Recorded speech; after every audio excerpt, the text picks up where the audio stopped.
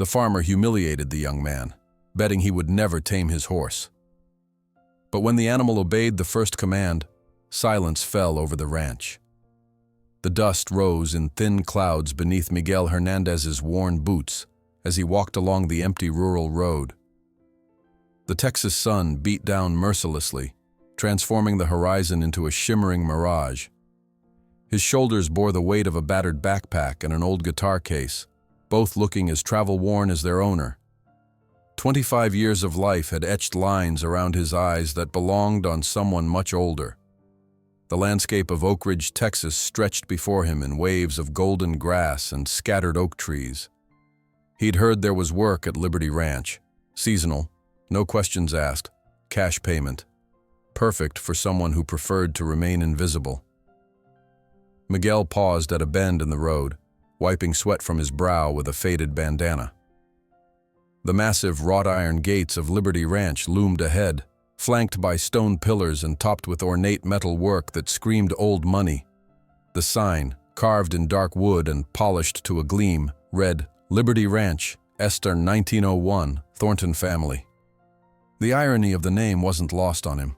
He adjusted the strap of his guitar case and approached the gate.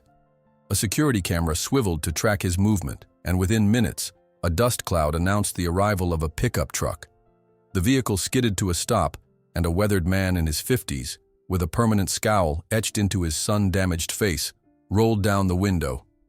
"Help you?" The question sounded more like a challenge than an offer. "I heard you might need workers for the season," Miguel replied, keeping his voice steady, unthreatening. The man's eyes narrowed as they swept over Miguel's appearance, the worn jeans, the faded plaid shirt, the long black hair tied back. "Where'd you hear that?" "In town, at the diner." After a moment of scrutiny, the man grunted. "Follow the truck. Mr. Thornton sees all new hires personally." The main house was a sprawling two-story structure of limestone and timber that seemed to grow out of the Texas hill it was built upon. Gardens with precisely trimmed hedges surrounded it, maintained despite the arid climate through what must have been a small fortune in irrigation. Miguel was led through a side entrance to a wood-paneled study where William Thornton sat behind an imposing desk.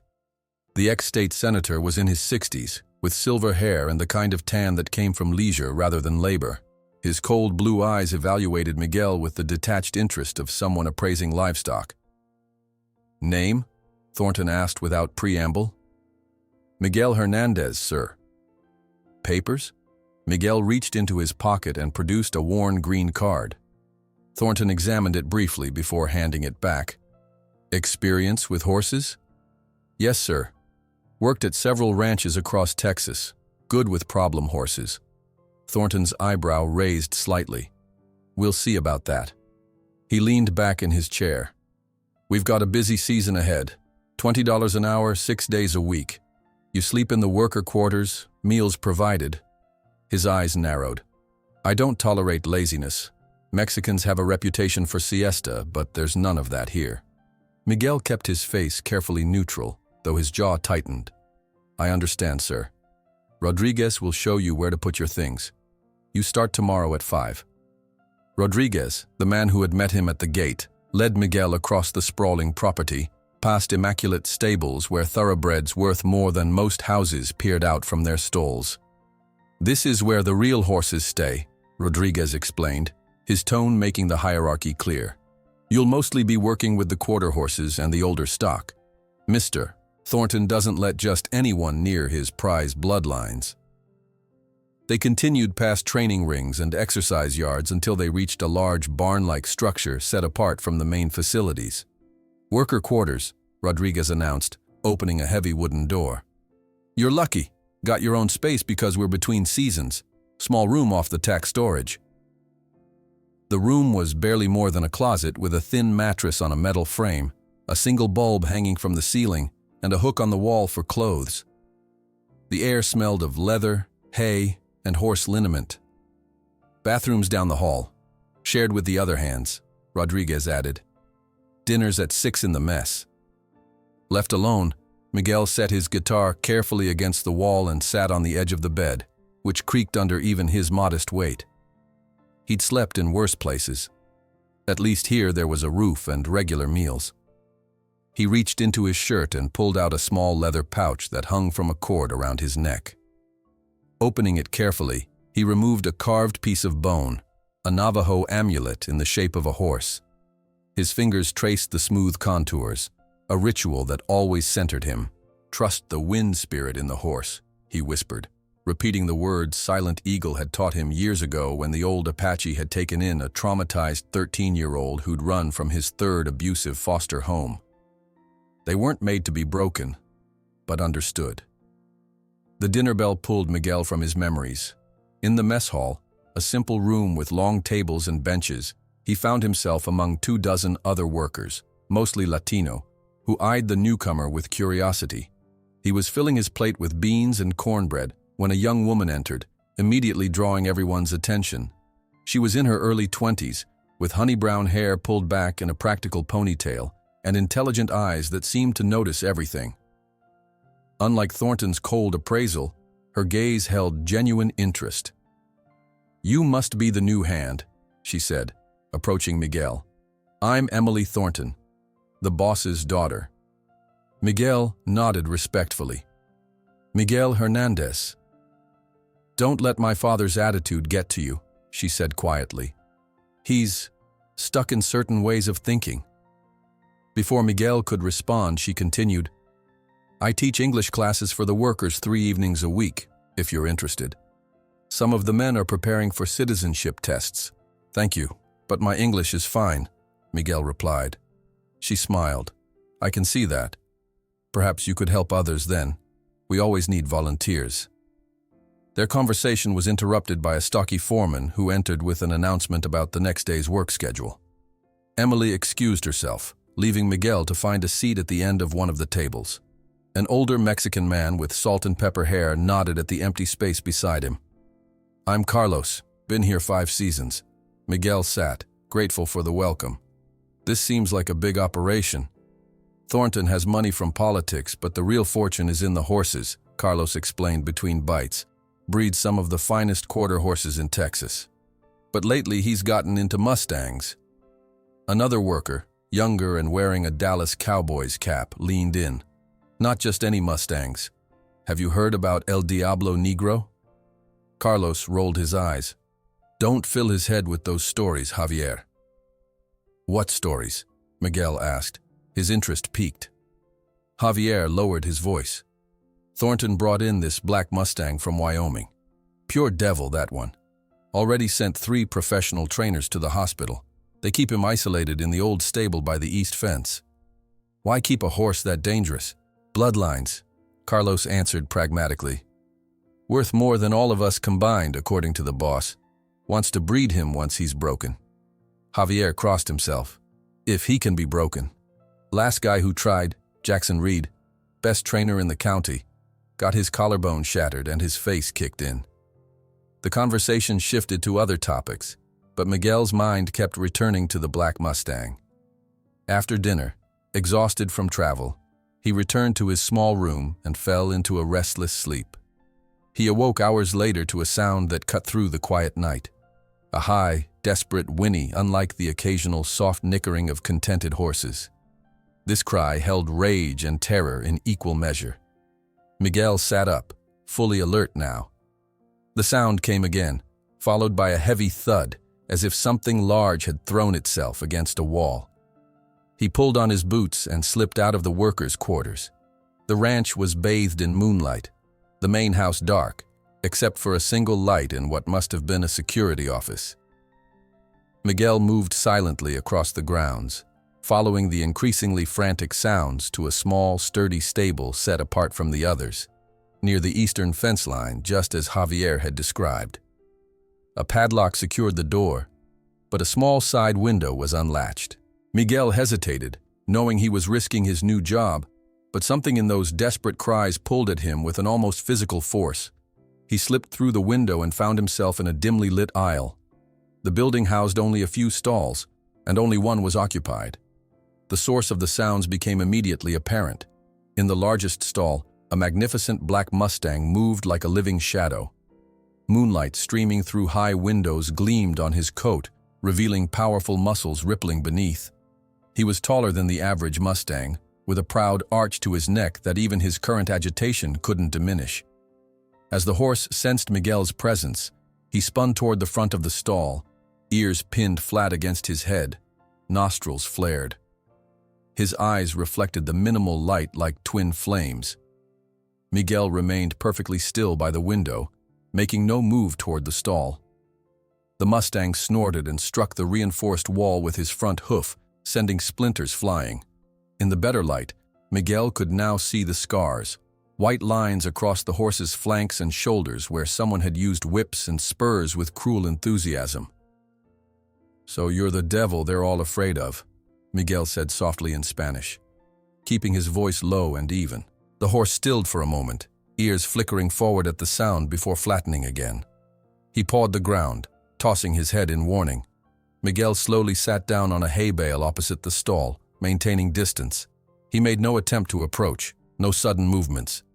He simply sat, his posture relaxed, his breathing deliberate and calm. The Mustang continued his agitated movements, but occasionally glanced at the motionless human with obvious confusion. Prey ran from predators. Humans approached with ropes and whips and pain. This one did neither. For nearly an hour, Miguel remained still, occasionally speaking in soft Spanish. Nothing demanding, just gentle observations about the night and the stars and the open spaces beyond the ranch. Eventually, he stood, moving slowly. The horse immediately tensed, but Miguel turned away, heading back toward the window. At the last moment, he glanced back and whispered, "You also know invisible cages, verdad, hermano?" With those words, he slipped back into the night, returning to his small room where he lay awake until dawn, haunted by the Mustang's eyes and the familiar pain he'd recognized in them. As Miguel finally drifted toward sleep, the image of the black horse remained vivid in his mind, and just before consciousness faded completely, he recalled the moment when, as he was leaving, the Mustang had briefly ceased his violent thrashing. For one fleeting instant, their eyes had truly met, not with fury, but with a cautious curiosity that no other human had awakened since the wild horse's capture on the sweeping plains. That brief moment of connection with thunder haunted Miguel's thoughts as he rose before dawn. The Mustang's eyes had reflected something beyond fear and rage, a flicker of recognition, as if acknowledging a kindred spirit. He couldn't shake the feeling as he splashed cold water on his face in the communal bathroom and prepared for his first day of work. The ranch was already stirring with activity when Miguel stepped outside. Stable hands moved efficiently between buildings, carrying feed and equipment. He reported to Rodriguez, who assigned him to mucking stalls in the main stable block, far from the isolated building where Thunder was kept. "Keep your head down and work hard," Rodriguez advised. "Thornton doesn't tolerate slackers." Throughout the morning, Miguel worked methodically, earning approving nods from the older hands. His mind, however, remained with the black Mustang. During a brief water break, he overheard two workers discussing the imminent arrival of someone named Jackson Reed. "Thornton's bringing him back for one last attempt with that devil horse," said one. "After what happened last time, Reed's collarbone hasn't even fully healed," replied the other. "Special session, they're calling it. 1 week from now. If Reed can't break him, Thornton's considering the animal a lost investment." Miguel's stomach tightened. He knew what happened to lost investments in the horse business. By midday, William Thornton had called all workers to the main training ring. He stood in the center, immaculately dressed despite the heat, addressing the assembled men like a politician at a rally. "As some of you have heard, Jackson Reed will return next week for a final session with the Wyoming Mustang," Thornton announced. "I expect all facilities to be in perfect order. This animal represents a significant investment, and I won't have its potential wasted because of incompetence."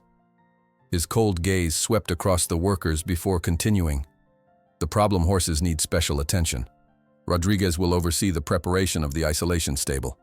No one enters without authorization." As the workers dispersed, Miguel observed how differently the various horses were treated. In the main stable, thoroughbreds received meticulous care, specialized feed, climate control, regular grooming. In the secondary barns, working horses received adequate but basic maintenance. It was a clear hierarchy, much like the one among the humans at Liberty Ranch. During the afternoon, Miguel deliberately positioned himself to work on a fence near Thunder's stable, hoping to glimpse the Mustang in daylight. The isolation building remained locked, but through a small window, he could see the magnificent animal pacing restlessly, muscles rippling beneath his gleaming black coat. "He's beautiful, isn't he?" Miguel turned to find Emily Thornton watching him. She wore practical riding clothes and carried a notebook. "Yes," Miguel admitted, "though everyone speaks of him with fear." "They should," Emily said, moving closer to the fence. "3 professional trainers have tried to break him. All ended up in the hospital." She paused, studying Miguel's expression. Thunder was captured during a roundup in Wyoming. They separated him from his herd, roped him until he collapsed from exhaustion, then transported him tied down in a trailer for days. Miguel winced. "No wonder he doesn't trust humans. My father sees him only as an investment, rare bloodlines from one of the last pure herds. But I've watched Thunder. There's something special about him beyond his genetics." Emily turned to Miguel with sudden curiosity. "You said you've worked with problem horses before?" "Yes, but not like traditional trainers." "What do you mean?" Miguel hesitated, unsure how much to reveal. "I believe horses aren't meant to be broken, just understood." Emily's eyes lit with interest, but their conversation was interrupted by Rodriguez calling Miguel back to work. As she walked away, Emily glanced back. "Maybe I'll see you at the English class tonight? We're having a small gathering afterward." After dinner, Miguel slipped away from the workers' quarters, a small red apple tucked in his pocket. The night was clear, stars scattered across the Texas sky like diamond dust. He approached Thunder's stable cautiously, aware that getting caught could mean immediate dismissal. The building was dark except for a single security light. Miguel found the side window unlocked again and slipped inside. Thunder's reaction was immediate, snorting and backing against the far wall of his stall, ears pinned flat. "Easy, hermano," Miguel murmured, sitting cross-legged on the concrete floor several yards from the stall. "I'm not here to hurt you." From his pocket, he withdrew the small, worn guitar he'd brought this time. Thunder watched warily as Miguel began to tune the instrument, his movements slow and deliberate. When he began to play, the melody was something ancient, a Navajo song about freedom and open plains that Silent Eagle had taught him years ago. His voice, when he added it to the guitar, was soft and deep, the Spanish and Navajo words blending into something that seemed to belong to the night itself. He sang of wind across grasslands, of running without boundaries, of skies that never ended. Thunder's agitation gradually subsided, the violent movement stilled, replaced by alert observation. His ears, previously flattened in aggression, now tilted forward, catching the unfamiliar sounds. For almost an hour, Miguel simply played and sang, allowing the music to fill the space between them. When he finally stopped, the silence felt different, not tense, but attentive. "My mother sang to me when I was very small," Miguel said softly in Spanish. "Before the accident at the cotton plantation. I remember her voice more than her face now." He placed the apple on the ground between himself and the stall, then slowly backed away toward the window. "Buenas noches, Thunder." The next morning, Miguel was surprised when Doña Carmen, the elderly Mexican cook who ran the workers' kitchen, approached him at breakfast. "I hear you visited El Caballo Negro last night," she said quietly, her weathered face unreadable. Miguel tensed. "How did you—" "Guillermo saw you from the maintenance shed. Don't worry," she added, noting his alarm. "He won't tell the bosses. We're curious, that's all. No one approaches that horse willingly." "He's not a devil," Miguel replied. "Just frightened and angry." Doña Carmen studied him, then nodded once. "Take this," she said, handing him another apple. "Not for you." Throughout the day, Miguel felt eyes on him, not just from the other Latino workers, but from Rodriguez and occasionally from the main house, where he glimpsed Thornton watching through windows. During his lunch break, he noticed the apple he'd left the previous night was gone from Thunder's stall floor. That evening, as workers gathered for dinner, conversations hushed when Miguel entered. Rumors had clearly spread. The young man in the cowboy's cap, Javier, approached him directly. "Is it true you were in Diablo's stable alone?"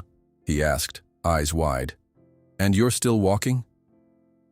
Before Miguel could answer, Rodriguez entered the mess hall with an announcement that silenced everyone. "Mr. Thornton wants to inform all hands that Jackson Reed arrives tomorrow morning. The training area near the isolation stable will be off limits during sessions." His gaze fixed on Miguel, especially to workers with no training credentials. After dinner, Miguel hesitated. Returning to Thunder's stable now seemed riskier, but something pulled him there regardless. This time, however, he was startled to find Emily waiting in the shadows near the building. "I thought I might find you here," she said. "The Latino workers are talking about el hombre que habla con caballos." Miguel grimaced. "I was hoping to be more discreet." "Why?" Emily challenged. "Because my father forbids unauthorized access? Or because you're actually doing something that works?" "I'm not doing anything. Just sitting with him, playing music." "Show me," Emily said, her expression determined. Inside the stable, Thunder's reaction to two visitors was predictably hostile, kicking the walls, snorting warnings. Emily flinched but stayed behind Miguel, who sat in his usual spot and began to play. The Mustang's agitation continued longer this time, his eyes darting suspiciously between the humans. "He doesn't trust easily," Miguel explained quietly between songs. "Each new person is a potential threat." "But he's calmer with you," Emily observed, amazed at how Thunder had stopped his violent movements, though he remained alert and wary. "I've never seen him like this with anyone." "I don't want anything from him," Miguel replied simply. "Everyone else who's approached him wanted to dominate him, use him. He senses the difference." They stayed for nearly an hour, Miguel playing while Emily watched in fascination. When they finally left, Thunder had moved to the front of his stall, ears forward, focus entirely on the music. The following morning, William Thornton's imperious voice rang across the breakfast table where Emily joined him. "These ridiculous rumors about the Mexican horse whisperer," he scoffed, setting down his newspaper.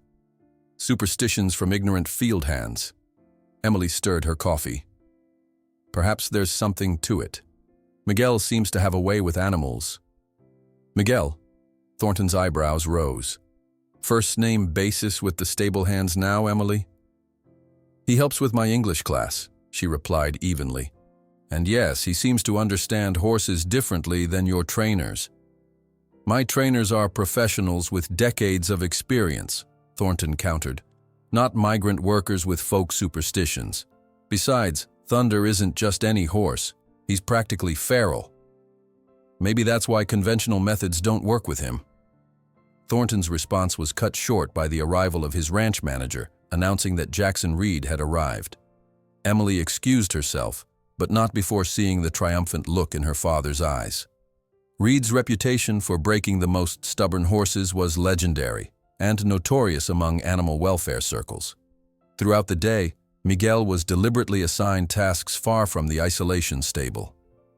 During his lunch break, he glimpsed Reed, a tall, weathered man with cold eyes, entering Thunder's building with Thornton and several assistants. The sounds that followed made Miguel's stomach twist. Shouts, the crack of a whip, Thunder's terrified and enraged whinnies, the crash of hooves against wood.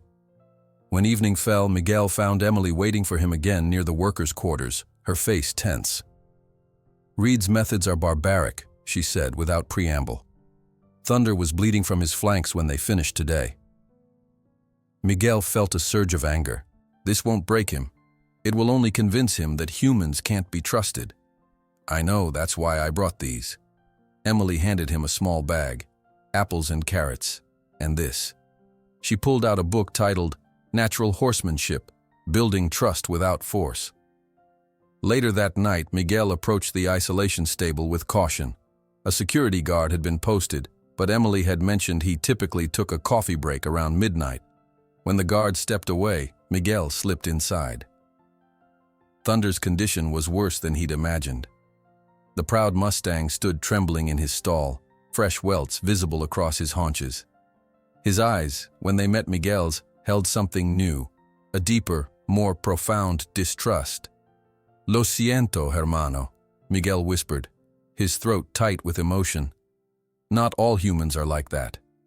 He placed a carrot and apple near the stall, then sat with his guitar.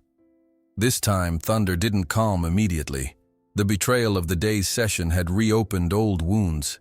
Miguel played longer than usual, his music softer, sadder. As midnight turned to early morning, something shifted.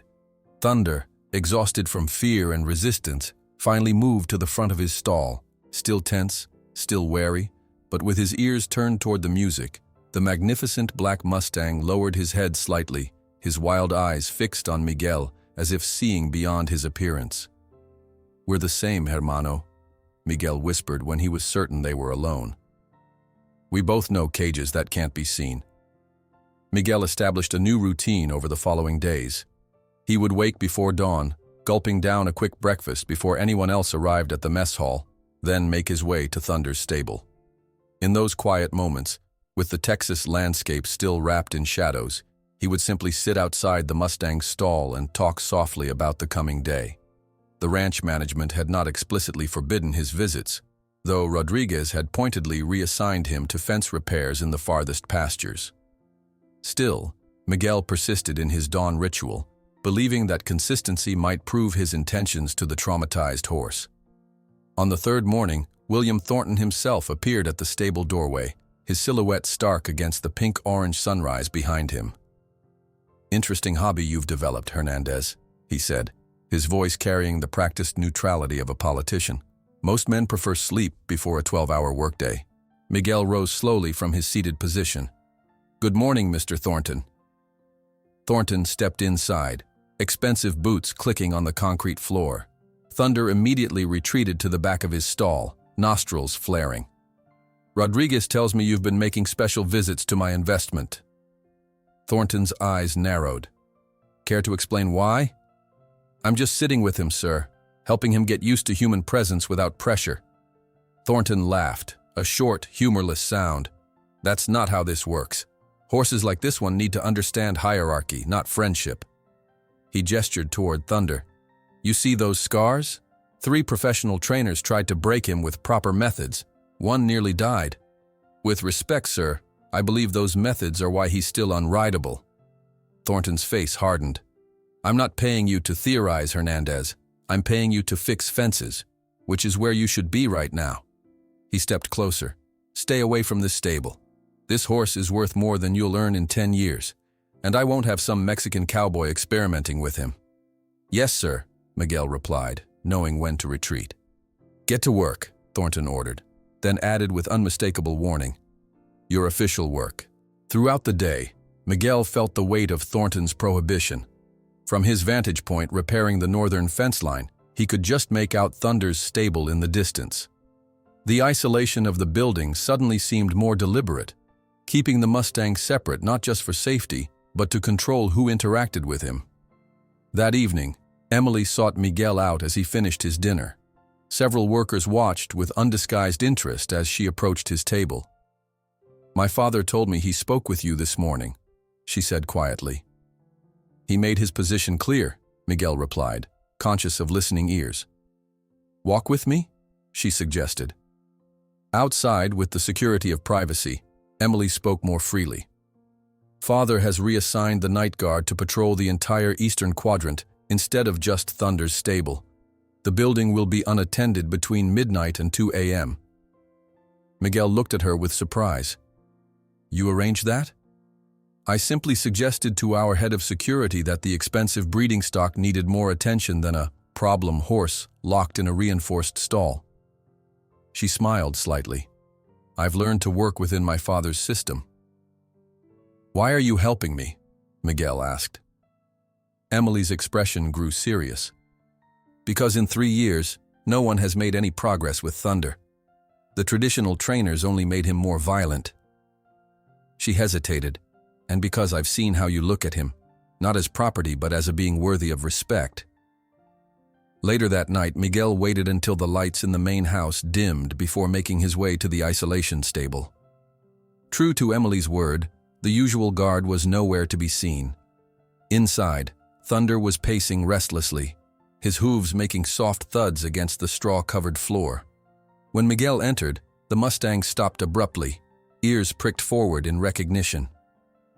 "Hola, amigo," Miguel said softly, settling into his usual spot. "Thornton doesn't want me here, but I think you do." He began his routine, softly playing his guitar and speaking in a mixture of Spanish and English. Tonight he told Thunder about his childhood, the cotton plantation where his parents had worked, their death in the machinery accident when he was 12, the foster homes that followed. "The third home was the worst," he said, his voice dropping lower.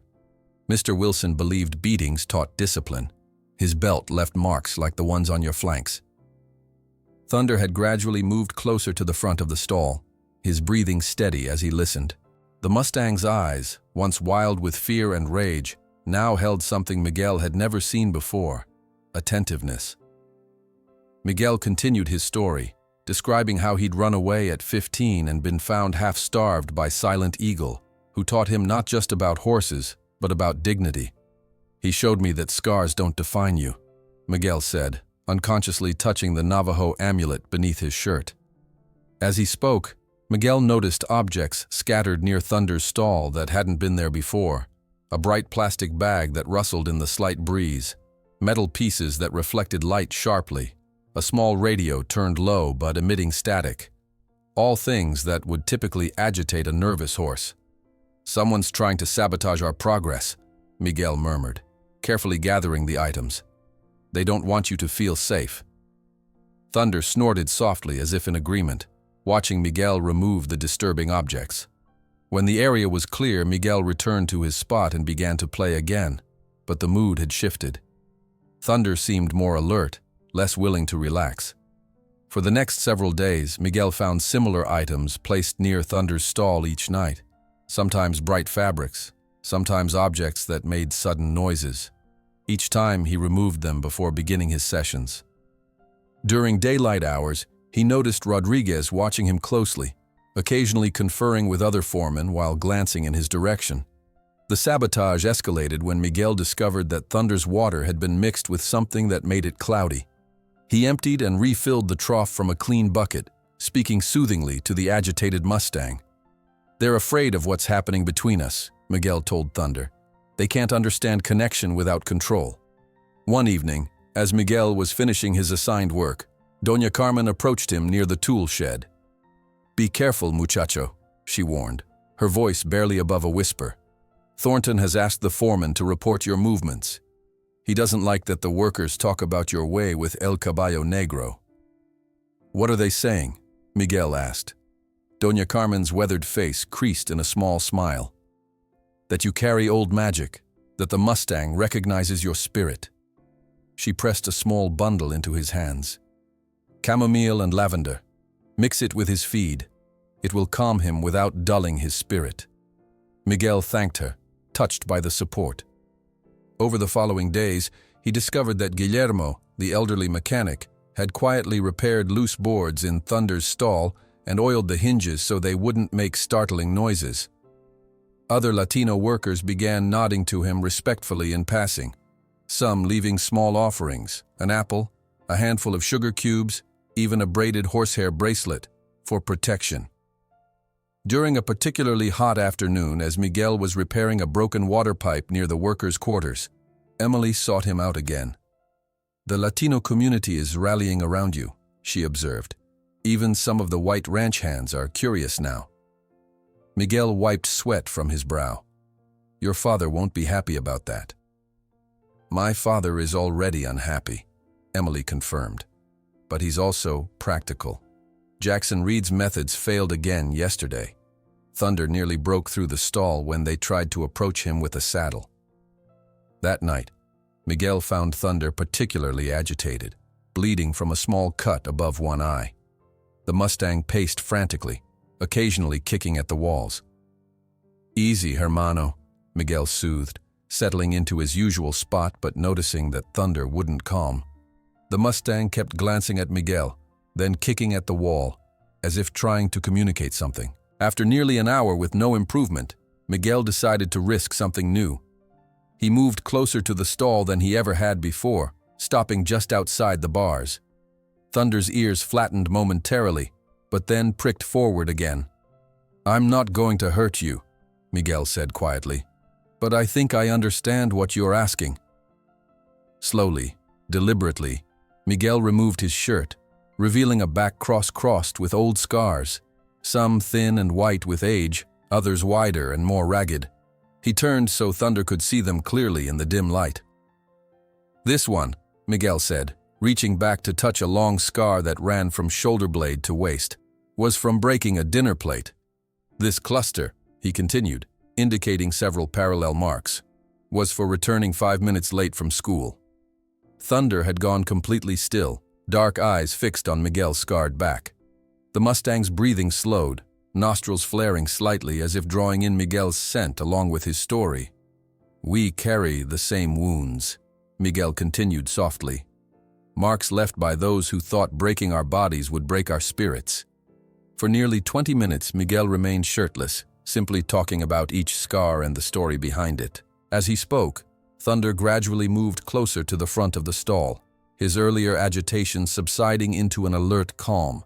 When Miguel finally fell silent, exhausted by the emotional toll of sharing his past, Thunder did something unprecedented. The Mustang lowered his proud head to the level of Miguel's shoulder and exhaled softly, warm breath ghosting over the scars. "You understand, don't you?" Miguel whispered. "You see me as I am." The connection between them felt tangible in that moment. Two beings marked by human cruelty, recognizing in each other a kindred spirit. Miguel eventually pulled his shirt back on and settled against the wall opposite Thunder's stall, continuing to talk softly until his voice grew hoarse. He hadn't meant to fall asleep, but the emotional exhaustion overcame him. When Miguel's voice trailed off mid-sentence, his head drooping forward, Thunder remained at the front of his stall, watching over the sleeping human with newfound interest. The sound of the stable door opening at dawn woke Miguel with a start. He scrambled to his feet, expecting to face an angry foreman or perhaps Thornton himself. Instead, Doña Carmen stood in the doorway, a thermos of coffee in her weathered hands. Her eyes widened at the scene before her, Miguel sleeping in the corridor, and Thunder, the feared black devil of Liberty Ranch, standing calmly at the front of his stall, his intelligent eyes fixed on the young Mexican with something that looked remarkably like concern. "Santa Madre de Dios," Doña Carmen whispered, making the sign of the cross as she observed what seemed impossible. The feared black Mustang extending his muzzle between the bars of the stall, breathing softly over Miguel's face as he stirred from sleep, as if recognizing a kindred spirit marked by the same violence he had suffered. Doña Carmen's discovery spread through the workers' quarters like wildfire. By breakfast, the small kitchen buzzed with hushed conversations that fell silent whenever a foreman entered. Miguel felt the weight of curious stares as he ate his beans and tortillas, aware that his connection with Thunder had transformed from personal mission to communal legend. "They say the devil horse watched over you while you slept," Javier whispered, sliding onto the bench across from Miguel. "That he could have killed you through the bars but chose not to." Miguel sipped his coffee. "Thunder isn't a devil. He's just been treated like one for so long he started to believe it." "Cool." Guillermo, passing by with his breakfast tray, paused long enough to murmur, "My grandmother would say, animals recognize old souls. Perhaps the Mustang sees something in you the rest of us cannot." Throughout the morning, Miguel noticed the subtle shift in how the other workers treated him. Those who had previously kept their distance now nodded respectfully. A young stable hand silently handed him an extra apple during lunch. Even some of the white ranch hands, typically aloof toward the Latino workers, watched him with undisguised curiosity. By midday, the change in atmosphere had reached beyond the workers' community. As Miguel repaired irrigation equipment in the east field, he spotted several unfamiliar trucks parked near the main house. Through the large windows, He could see Thornton gesturing emphatically to a group of well-dressed visitors. "Horse buyers," explained Carlos, who was working nearby. "They come every season to see Thornton's new stock." "Do they know about Thunder?" Miguel asked. Carlos snorted. "Everyone in 3 counties knows about that horse. Thornton's reputation is at stake now." When the dinner bell rang, Miguel was surprised to see Emily waiting near the workers' dining hall. Her presence there was unusual enough that several men removed their hats as they passed her. "Miguel," she called, gesturing him aside. "I need to speak with you." They walked a short distance, stopping beneath a gnarled oak that provided both shade and privacy. "My father is hosting the county's most influential ranchers tonight," Emily explained, her voice tight with urgency. "He's been drinking since noon, and he's—" She hesitated. "Volatile when he drinks." "What does that mean for Thunder?" Miguel asked, immediately concerned. "He's been boasting about the Mustang's value, claiming Thunder's bloodlines are worth more than most of the local stock combined." She met Miguel's eyes directly. "And now he's added a new element. He's offering my hand in marriage to any man who can successfully break Thunder." Miguel's stomach dropped. He can't be serious. "Oh, he's entirely serious when drunk. It's a power play. He knows no one can tame Thunder with conventional methods, so he's using me as a prop to humiliate his competitors." Her face flushed with anger. "And to remind me of my place." "What can I do?" Miguel asked. "Be at the main demonstration corral at sunset," Emily said. "Father insists on showing Thunder to his guests. He'll have him brought over from the isolation stable." "That could be dangerous. Thunder hates being moved." "Exactly. I need someone there who actually understands the horse, not just men with whips and cattle prods." As the golden light of late afternoon painted Liberty Ranch in warm hues, ranch hands and distinguished guests gathered around the main demonstration corral. Miguel positioned himself unobtrusively among the workers, noting the expensive boots and custom belt buckles that marked the visiting ranchers. William Thornton stood at the center of attention, bourbon in hand, holding court like the politician he once was. His voice carried across the gathering, confidence bolstered by alcohol. "Gentlemen, you've all heard rumors about my Wyoming Mustang," he announced. "Tonight, you'll see why he's worth more than all your quarter horses combined." The crowd murmured appreciatively, several men elbowing each other knowingly. "This stallion carries bloodlines dating back to the original Spanish horses, pure untainted genetics that haven't been diluted by generations of selective breeding." Thornton took another swig of bourbon. "And I'll throw in a bonus prize for any man who can break him, my daughter Emily's hand in marriage." Uncomfortable laughter rippled through the crowd. Emily, standing stiffly beside her father, maintained a polite smile that didn't reach her eyes. The ranchers' glances toward her held a mixture of appreciation and pity. "Speaking of my prize Mustang," Thornton continued, checking his watch, "let's bring him out. Rodriguez." At his signal, 2 ranch hands opened the corral gates while another truck approached, pulling a reinforced horse trailer. Miguel felt his chest tighten as he recognized Rodriguez directing the operation, cattle prod in hand. The trailer backed up to the corral entrance, and the unmistakable sounds of Thunder's distress echoed from within, sharp, panicked whinnies, and the thud of hooves against metal walls. "He doesn't like trailers," Miguel murmured to Guillermo, who stood beside him. "They remind him of his capture." 4 men positioned themselves around the trailer door, ropes at the ready. When Rodriguez gave the signal, they swung the door open and jumped clear. For a moment, nothing happened. Then thunder exploded from the trailer like a force of nature, a black blur of muscle and fury. The crowd gasped as the Mustang charged into the corral, mane flying, eyes wide with fear and rage. He circled the enclosure at a full gallop, seeking escape, his movements both terrifying and magnificent. "Now that," Thornton declared proudly, "is 1,500 pounds of pure wild bloodline."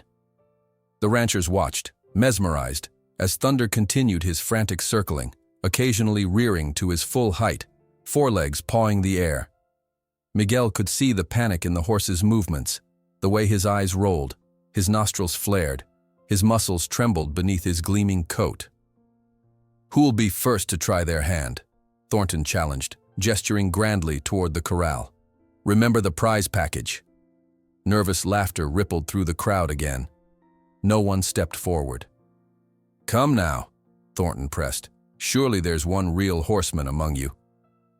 After an uncomfortable silence, one of the younger ranchers, clearly bolstered by liquid courage, stepped forward.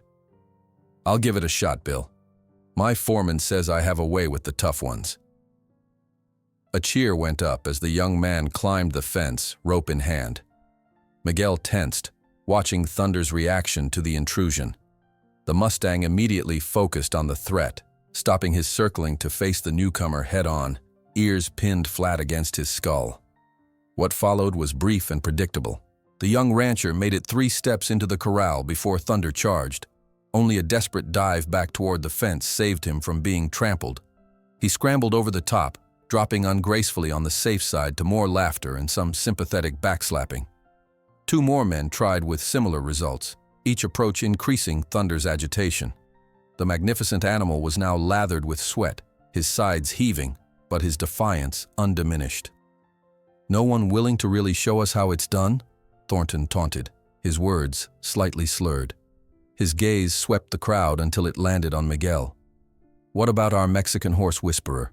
The workers have been spreading tales about your magical connection with my Mustang." All eyes turned to Miguel.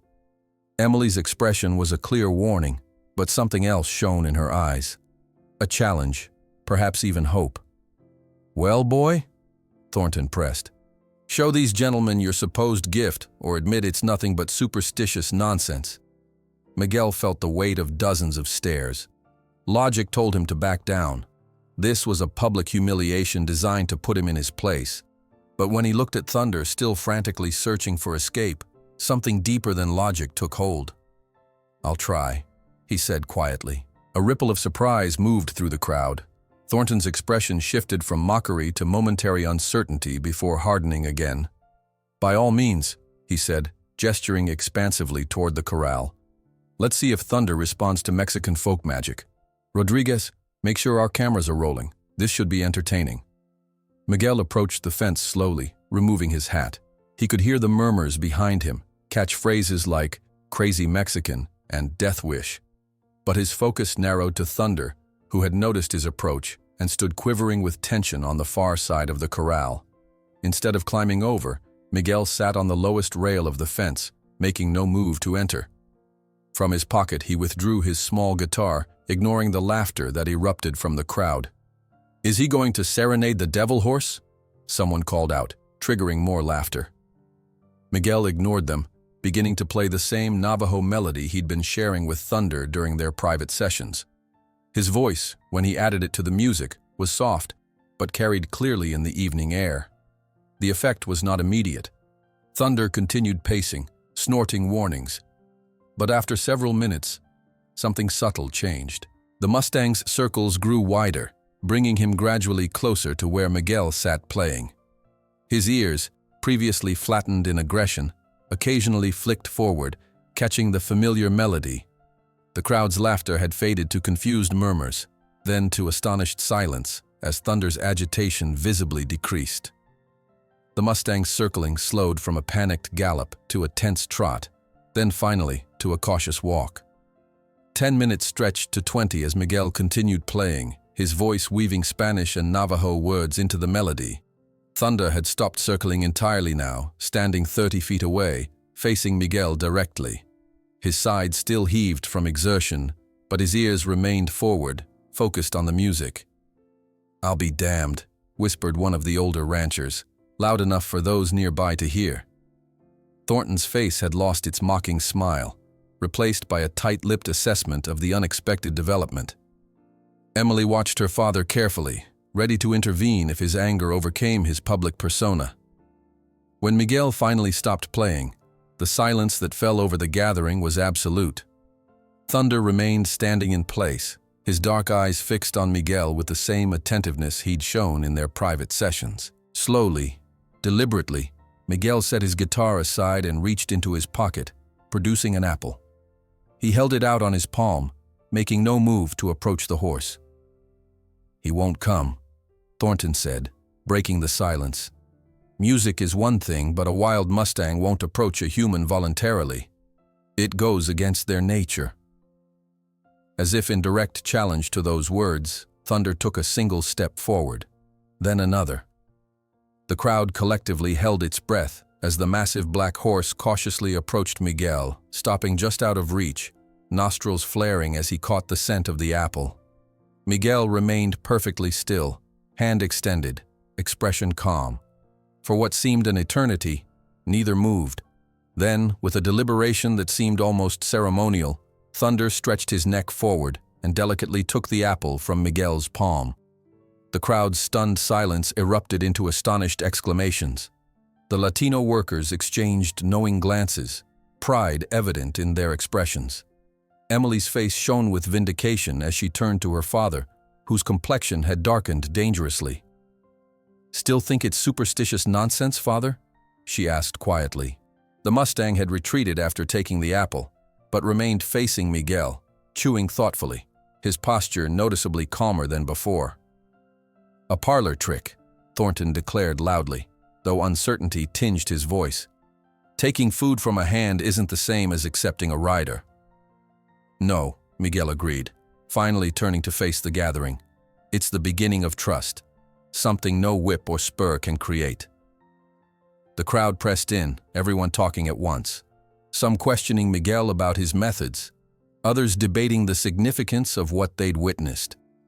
In the commotion, no one except Emily noticed the flash of calculation that crossed Thornton's face as he watched the young Mexican become the center of attention. That night, authorized by Thornton to give a demonstration to the gathered ranchers, Miguel entered the space with Thunder again, his guitar in hand. The crowd held its collective breath, expecting violence from the notorious Mustang, but when Miguel began to strum his guitar and sing softly, Thunder, to the astonishment of everyone, especially Thornton, ceased his frantic pacing and turned his ears attentively toward the music, creating an absolute silence at the gathering, as two marginalized souls communicated in a language none of the spectators could comprehend. The astonished silence that had fallen over the gathering was broken only when William Thornton cleared his throat, visibly uncomfortable with the scene before him. The influential ranchers who had moments before been laughing at the Mexican horse whisperer now crowded forward, faces alight with curiosity and respect. Thunder remained at the front of the corral, his ears still trained on Miguel, creating a tableau that threatened Thornton's carefully constructed hierarchy. "A fascinating parlor trick," Thornton announced loudly, setting his empty bourbon glass on a fence post. "But gentlemen, don't mistake food bribery for actual training. A real horseman needs to establish dominance." The following morning, Thornton summoned Miguel to the main house, a rare occurrence that sent a ripple of speculation through the workers' quarters. Miguel walked the gravel path to the imposing limestone structure, aware of the eyes watching from windows and doorways. Inside, the air-conditioned coolness and polished wood surfaces contrasted sharply with the utilitarian simplicity of the workers' accommodations. Thornton waited in his study, seated behind a massive oak desk that had once belonged to a Texas governor. The wall behind him displayed mounted trophies, both hunting prizes and equestrian awards. "Last night created quite a stir," Thornton began without preamble. "My phone hasn't stopped ringing with calls from people who witnessed your performance."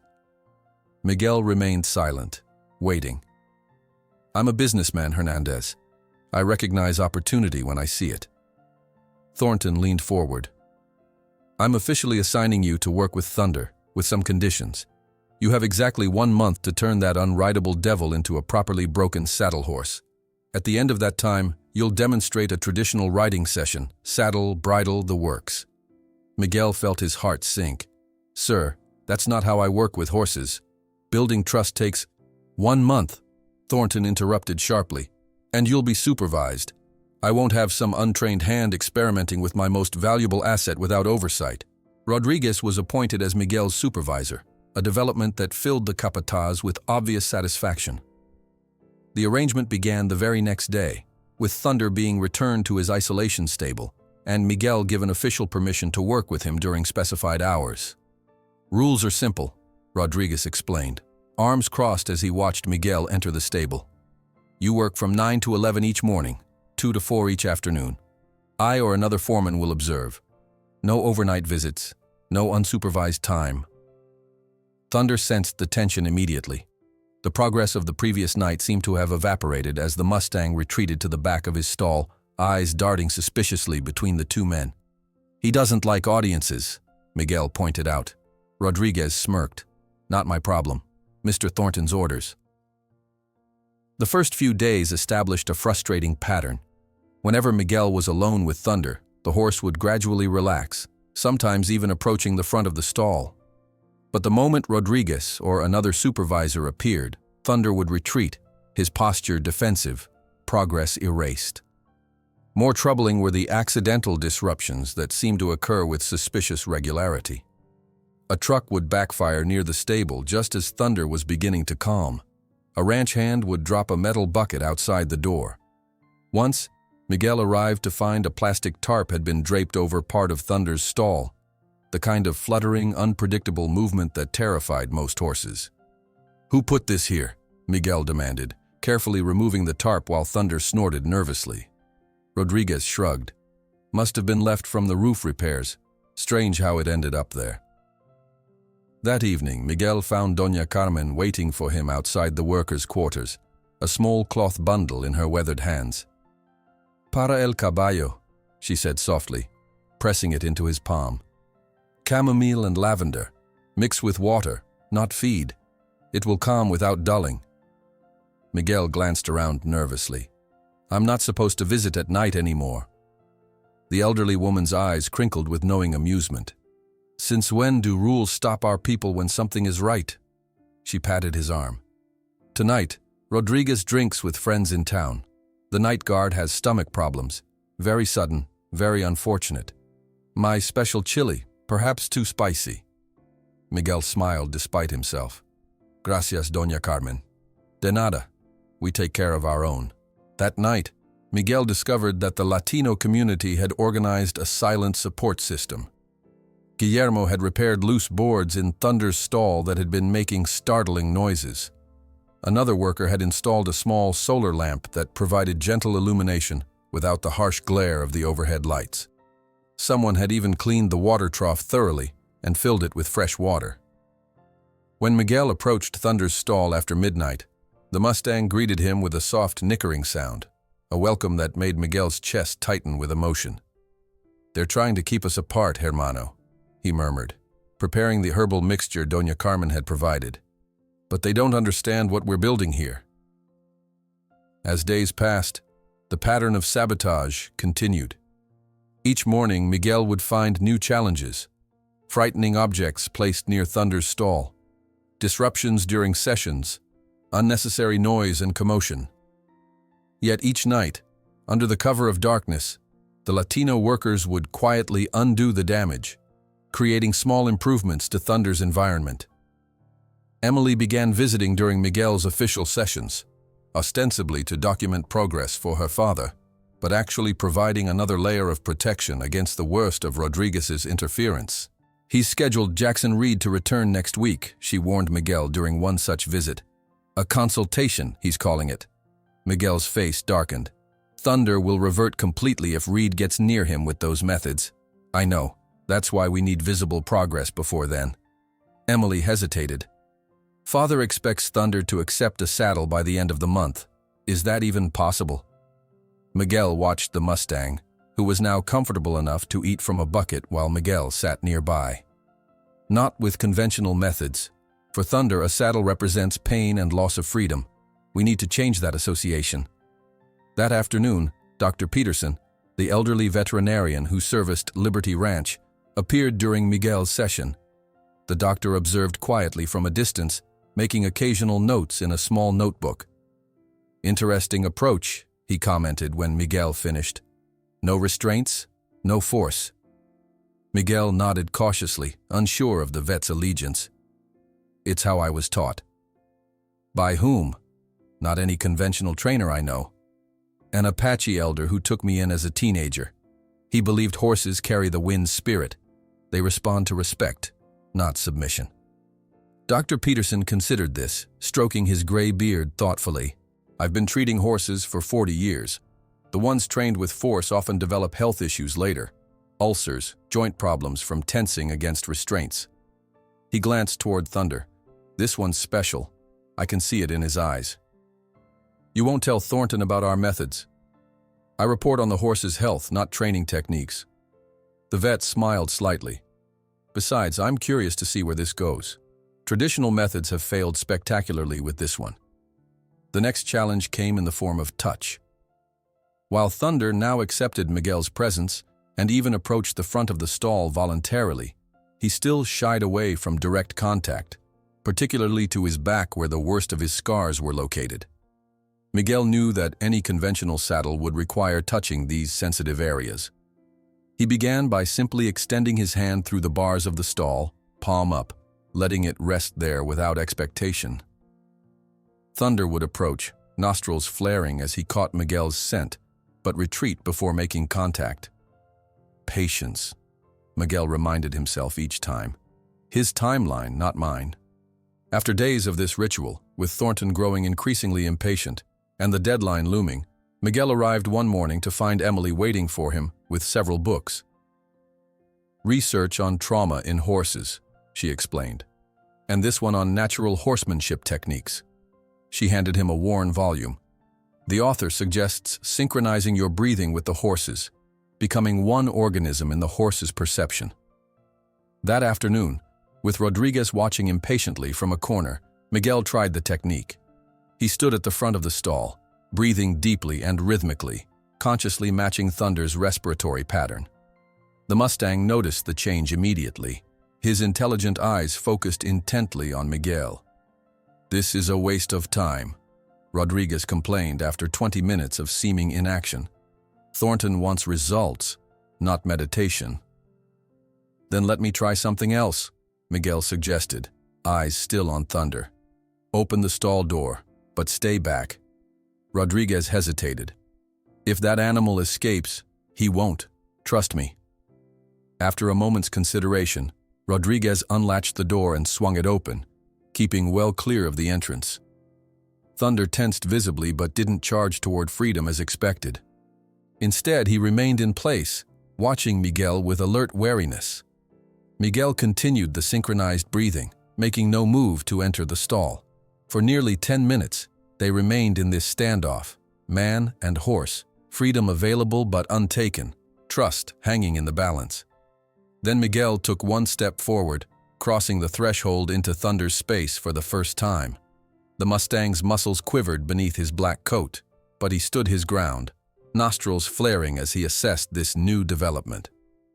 "Easy, hermano," Miguel murmured. "Still just me." Rodriguez watched with undisguised astonishment as Miguel slowly entered the stall, maintaining a respectful distance from Thunder, who remained frozen in place, neither fleeing nor attacking. For several breathless minutes, they simply existed in the same space, a milestone that seemed small to outsiders, but represented a monumental shift in their relationship. When Miguel finally backed out of the stall, closing the door quietly behind him, even Rodriguez seemed impressed despite himself. "Well," the capataz admitted grudgingly, "that's something at least." That night, after ensuring no supervisors remained on duty, Miguel returned to Thunder's stable. The Mustang greeted him with a soft whicker that felt like recognition. "Tonight, we try something new," Miguel said quietly, opening the stall door.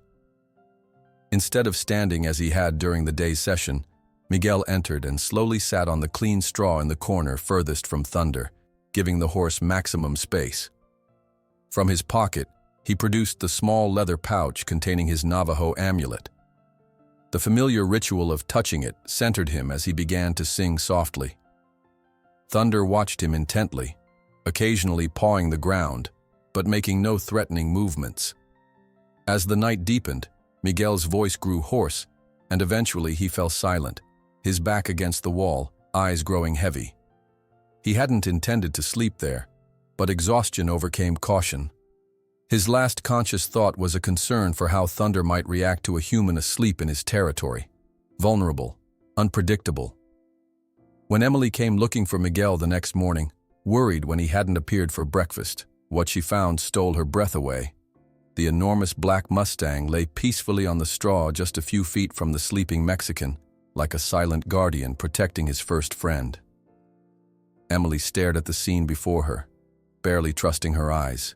The notoriously dangerous Mustang that had sent 3 professional trainers to the hospital now lay peacefully just feet away from Miguel, both of them breathing in synchronized rhythm.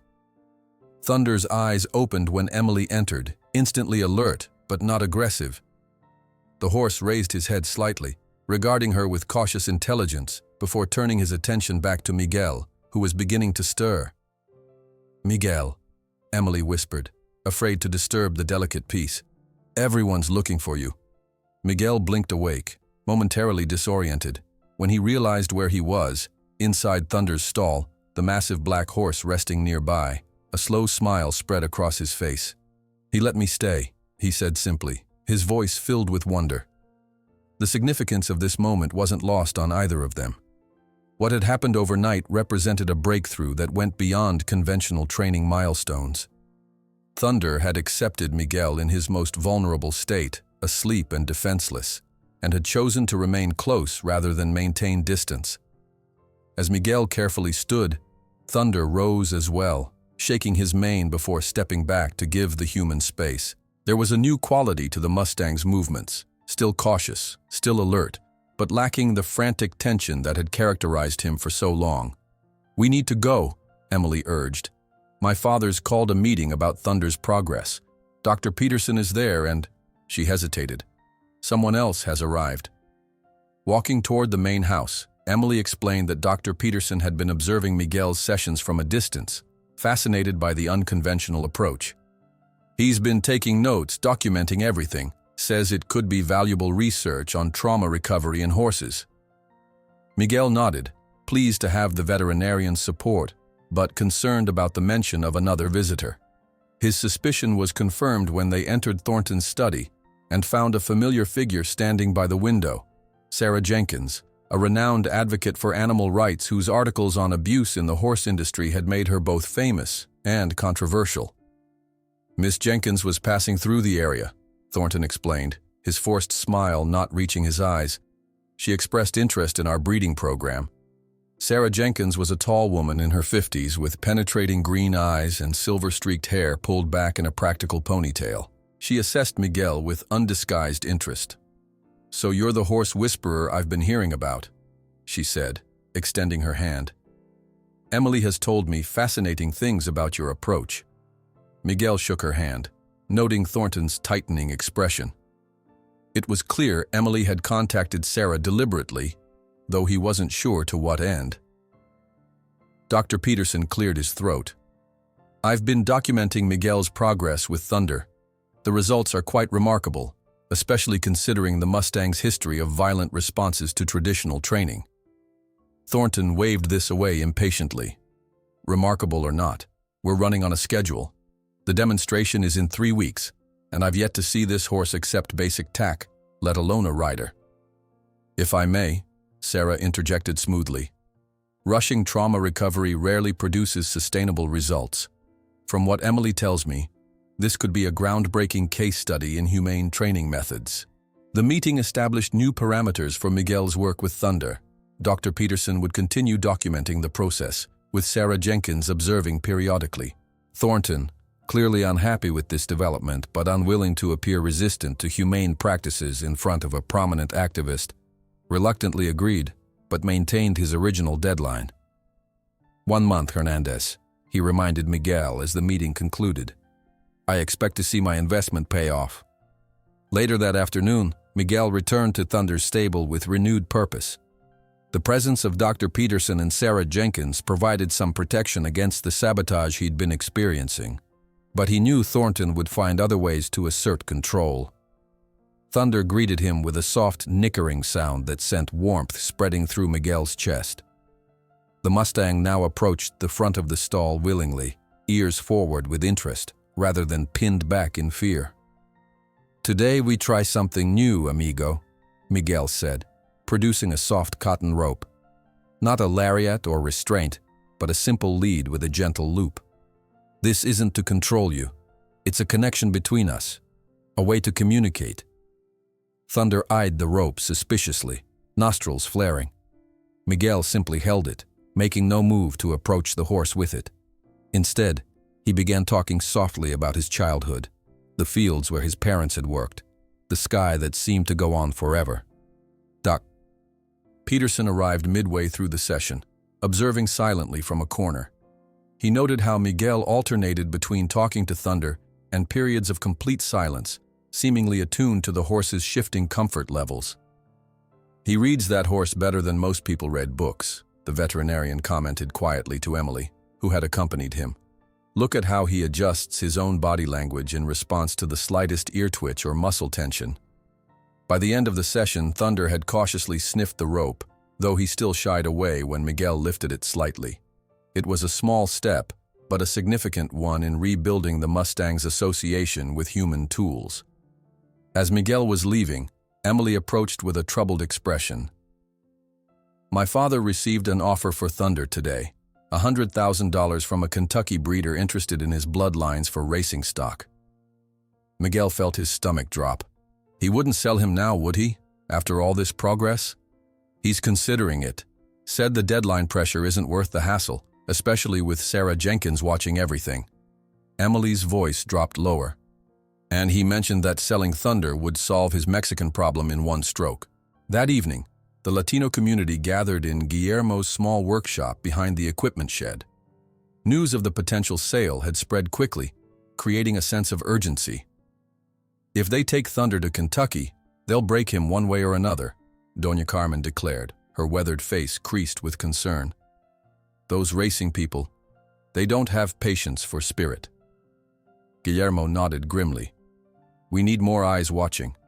My cousin works in the office. She can alert us if sale papers are prepared." Miguel sat quietly, listening to the plans forming around him. These people, many of whom had never even approached Thunder, had adopted the Mustang's cause as their own. In the horse's struggle, they recognized echoes of their own experiences, being valued for utility rather than treated with dignity. "What about you, Miguel?" Javier asked finally. "If Thunder is sold, will you follow him?" The question struck Miguel with unexpected force. Throughout his life, he'd been a drifter, never staying in one place long enough to form attachments that couldn't be abandoned. The thought of following Thunder to Kentucky, of fighting for him in unfamiliar territory, represented a choice he rarely made. To stay rather than leave, to fight rather than accept. "I don't know," he admitted honestly. "I've never belonged anywhere long enough to fight for it."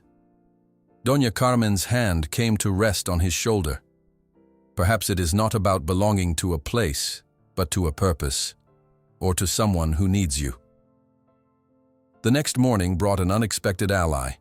Dr. Peterson approached Miguel before his session with Thunder, carrying a leather-bound notebook. "I've been thinking about your predicament," the veterinarian said. "Thornton responds to financial incentives above all else.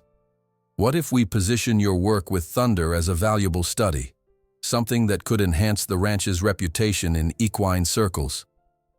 "How would that help?" "Scientific documentation adds value.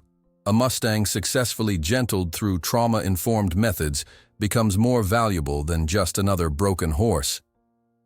Dr. Peterson adjusted his glasses. "Plus, it gives Thornton something to brag about in ranching journals. His ego might override his desire for a quick sale." With this strategy in mind, Miguel began keeping detailed notes on Thunder's responses, which Dr. Peterson would collect and formalize. The veterinarian enlisted Sarah Jenkins' help in framing the process as newsworthy research that could reflect positively on Liberty Ranch. During an evening session, when they were relatively certain no one else was watching, Miguel attempted a crucial step, touching Thunder's back. This area, covered with the worst of the scars from previous training attempts, remained the Mustang's most sensitive trigger point. Miguel entered the stall as he now did regularly, speaking softly to Thunder, who watched him with alert but non-aggressive attention. Slowly, telegraphing each movement, Miguel raised his hand. "I'm going to touch you now, hermano," he murmured. "Just my fingertips. You tell me when to stop." Thunder's skin quivered as Miguel's hand hovered inches above his shoulder. When contact finally came, just the lightest brush of fingertips, the Mustang flinched but held his ground. Miguel froze, allowing Thunder to process this new sensation, to decide whether it represented threat or comfort. After what seemed an eternity, the tension in Thunder's powerful muscles began to ease. Miguel maintained the gentle contact, neither increasing pressure nor moving his hand. Simply being, connecting, sharing space and touch without demand. "That's it," he whispered. "Nothing to fear from this touch. No pain follows." The session ended with this small victory.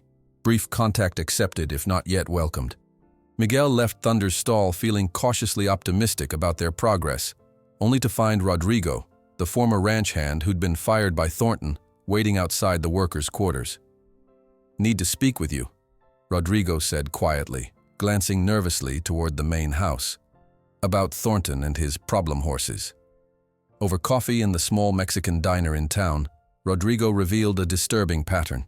Thunder isn't the first valuable horse Thornton has destroyed. There was an Arabian stallion 3 years ago, magnificent animal but couldn't be broken to Thornton's satisfaction. Had an accident in his stall. Broke his leg so badly it had to be put down. "You think it wasn't an accident?" Miguel asked, though he already suspected the answer. "I know it wasn't. Thornton had just received a final offer from a buyer who'd take the horse as is. Problematic but with good bloodlines. The price was lower than what Thornton wanted." Rodrigo's eyes hardened.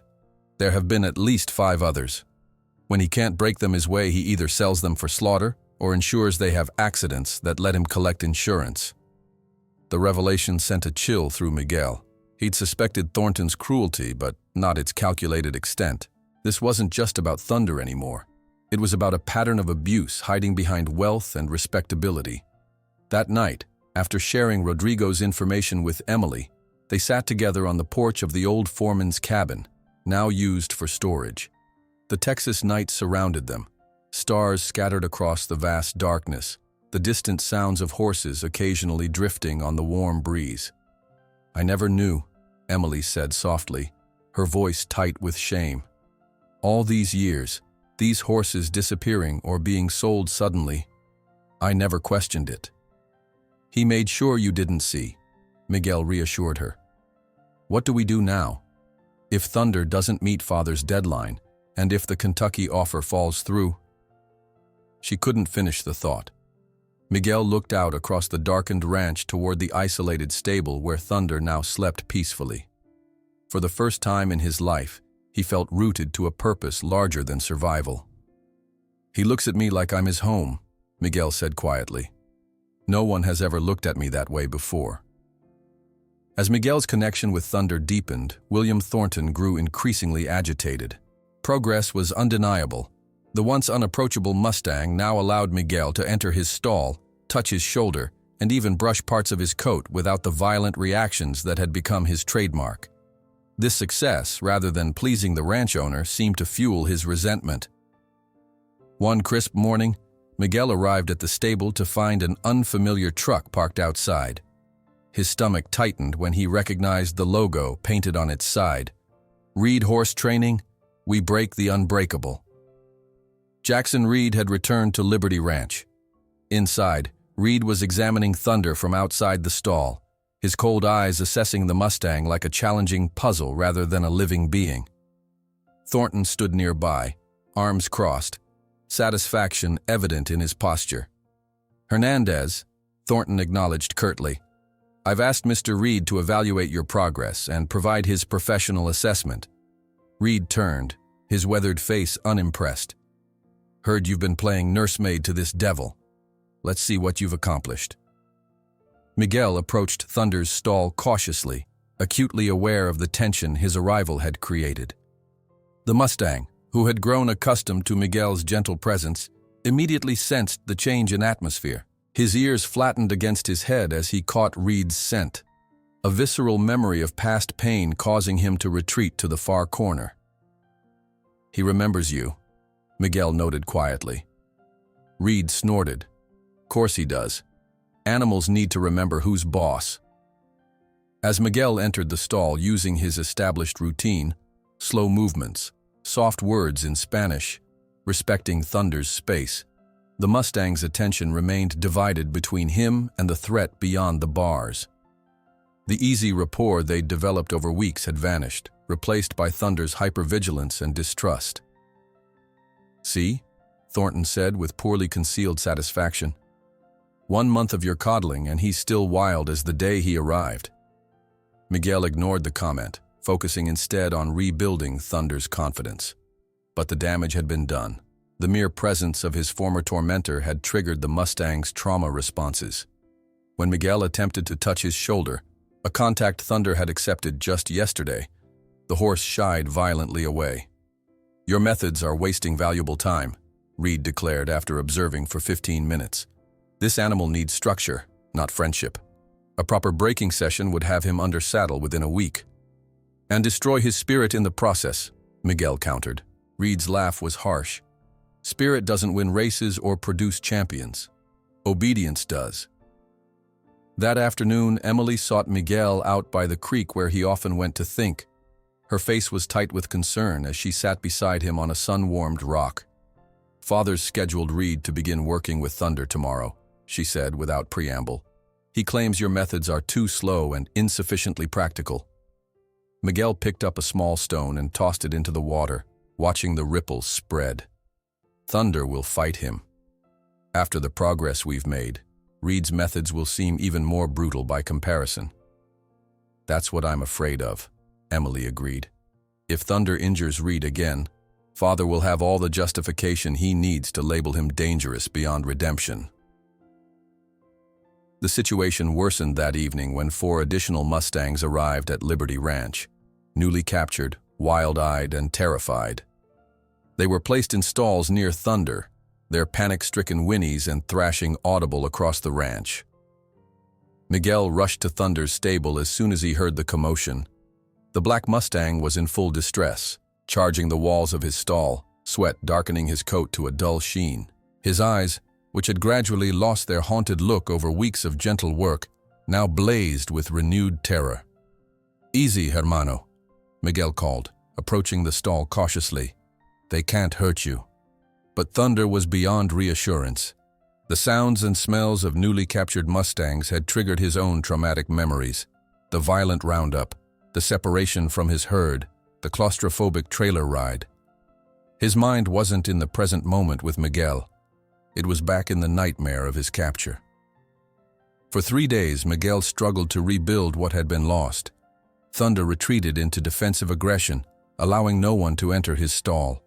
The gentle touches, the quiet music, the patient presence, all seemed forgotten as the Mustang reverted to his former state. "It's like starting over," Miguel confessed to Dr. Peterson, who had come to assess the situation. "Worse even. Before, he didn't know what trust felt like. Now he feels betrayed." The veterinarian nodded gravely. "Trauma responses aren't linear. Triggers can cause significant regression." He lowered his voice. "I don't think those new Mustangs arriving when they did was coincidental, son." Miguel had suspected as much. The timing, just as Thunder was showing consistent progress, seemed calculated to disrupt their work. What he hadn't expected was how deeply it would affect him personally. The Mustang's regression felt like a failure, a reminder of his own fragile place in the world. On the 4th morning, Emily intercepted Miguel before he reached the stable. "Jackson Reed is already there," she warned. "Father gave him permission to evaluate Thunder more directly today." Miguel broke into a run. When he reached the isolation stable, Reed was already inside, a long whip in one hand and a cattle prod in the other. 2 ranch hands stood ready with ropes as Thunder paced frantically in his stall, eyes rolling in terror. "Stop!" Miguel shouted, bursting through the door. "You'll undo everything we've accomplished." Reed barely glanced at him. "Thornton's given me authority here. Your playtime is over, Mexican." The confrontation escalated quickly. Miguel positioned himself between Reed and Thunder's stall, refusing to move despite the trainer's threats. Only the arrival of Dr. Peterson, who claimed he needed to document Thunder's condition for the official study, prevented an immediate physical altercation. That evening, as dusk painted the ranch in soft golden light, Miguel sat alone on a fence rail, watching the distant outline of Thunder's stable. The day's events had shaken him deeply. For the first time, he considered leaving Liberty Ranch, packing his few belongings and disappearing as he had from so many other places when conflict arose. "Mind if I join you?" The voice startled him. Rodrigo, the former ranch hand who had revealed Thornton's pattern with problem horses, climbed up to sit beside him. "I heard about Reed's return," Rodrigo said, offering Miguel a cigarette, which he declined. History repeating itself. "What do you mean?" Rodrigo lit his own cigarette, the ember glowing orange in the gathering darkness. Before Thunder, there was Fuego, an Andalusian stallion with bloodlines traced back to Spanish royalty, valuable as hell but proud, wouldn't submit to Thornton's methods. "What happened to him?" Miguel asked, though he already suspected. Reed worked with him for 2 weeks. When that failed, Thornton brought in an even harsher trainer. Rodrigo exhaled a stream of smoke. When that failed too, Fuego had an accident. Broke his leg so badly he had to be put down. He turned to face Miguel directly. Insurance paid out double what Thornton had invested. "You think he deliberately—" "I know he did," Rodrigo interrupted. "I overheard him arguing with the buyer who wanted to purchase Fuego, despite his behavioral issues. The offer was $50,000 below what Thornton wanted." His voice hardened. 2 days later, Fuego was dead. I spoke up, questioned things. That's why I was fired. The revelation sat heavy in Miguel's chest as he walked back to the workers' quarters. He'd known Thornton was callous, but the calculated cruelty Rodrigo described went beyond that. Thunder wasn't just fighting for his dignity, he was fighting for his life. The next morning brought unexpected news. Jackson Reed had been given complete authority over Thunder's training, effective immediately. Miguel's access was restricted to observation only, and even that required permission. "It's my final decision," Thornton declared when Miguel confronted him. "Reed has a proven track record with difficult horses." "Of breaking them," Miguel countered, "not healing them." Thornton's smile was cold. "Breaking is precisely what that horse needs." Desperate to maintain some connection with Thunder, Miguel convinced Emily to arrange access during Reed's lunch break. The trainer had already begun his reconditioning process, the evidence visible in fresh welts across Thunder's flanks and a new, emptier quality in the Mustang's eyes. "Oh, hermano," Miguel whispered, approaching the stall cautiously. "What are they doing to you?" Thunder stood with his head low, his once proud posture replaced by wary exhaustion. When he recognized Miguel, something flickered in his dark eyes. Not the trust they'd built, but a shadow of recognition amid the fear. For 20 precious minutes, Miguel spoke softly to the Mustang, keeping his distance, respecting the new boundaries Thunder's trauma had erected. He didn't attempt to touch him or enter the stall. Instead, he simply sat nearby, humming the Navajo melodies that had first formed a bridge between them. As he was leaving, Emily met him with news that sent his heart plummeting. "Father received an offer this morning, $120,000 for Thunder, as is, from a Kentucky breeder interested only in his genetics." "He can't sell him now," Miguel protested. "Not after everything." "He can and he will," Emily interrupted, her voice tight. "The buyer arrives in 3 days to finalize the deal." That night, unable to sleep, Miguel slipped out to visit Thunder one last time. The stable was dark except for a single security light casting long shadows. As he approached Thunder's stall, a movement caught his eye. Someone was already inside with the Mustang. Pressing himself against the wall, Miguel edged closer until he could make out Jackson Reed's stocky silhouette. The trainer wasn't using whips or prods now. Instead, he was methodically striking Thunder's right foreleg with what appeared to be a heavy pipe, muttering, "Let's see if you're still worth anything with a permanent limp." "You'll be first to try their hand?" Thornton challenged, gesturing grandly toward the corral. "Remember the prize package. You have until the end of the week to show concrete results with methods that work," decreed Thornton, while Jackson smiled with disdain. caressing the whip coiled at his belt. "After that, we take control. And believe me, Mexican, I have ways to ensure that stubborn horses learn to obey, even if some bones need to be broken in the process." Miguel lunged forward with a strangled cry, all caution forgotten. "Stop! What are you doing?" Reed whirled around, the metal pipe still gripped in his hand. For a moment, shock registered on his weathered face before it hardened into contempt. "This isn't your business, boy," he growled, shifting his weight to block Miguel's view of Thunder, who had retreated to the corner of the stall, his right foreleg held slightly off the ground.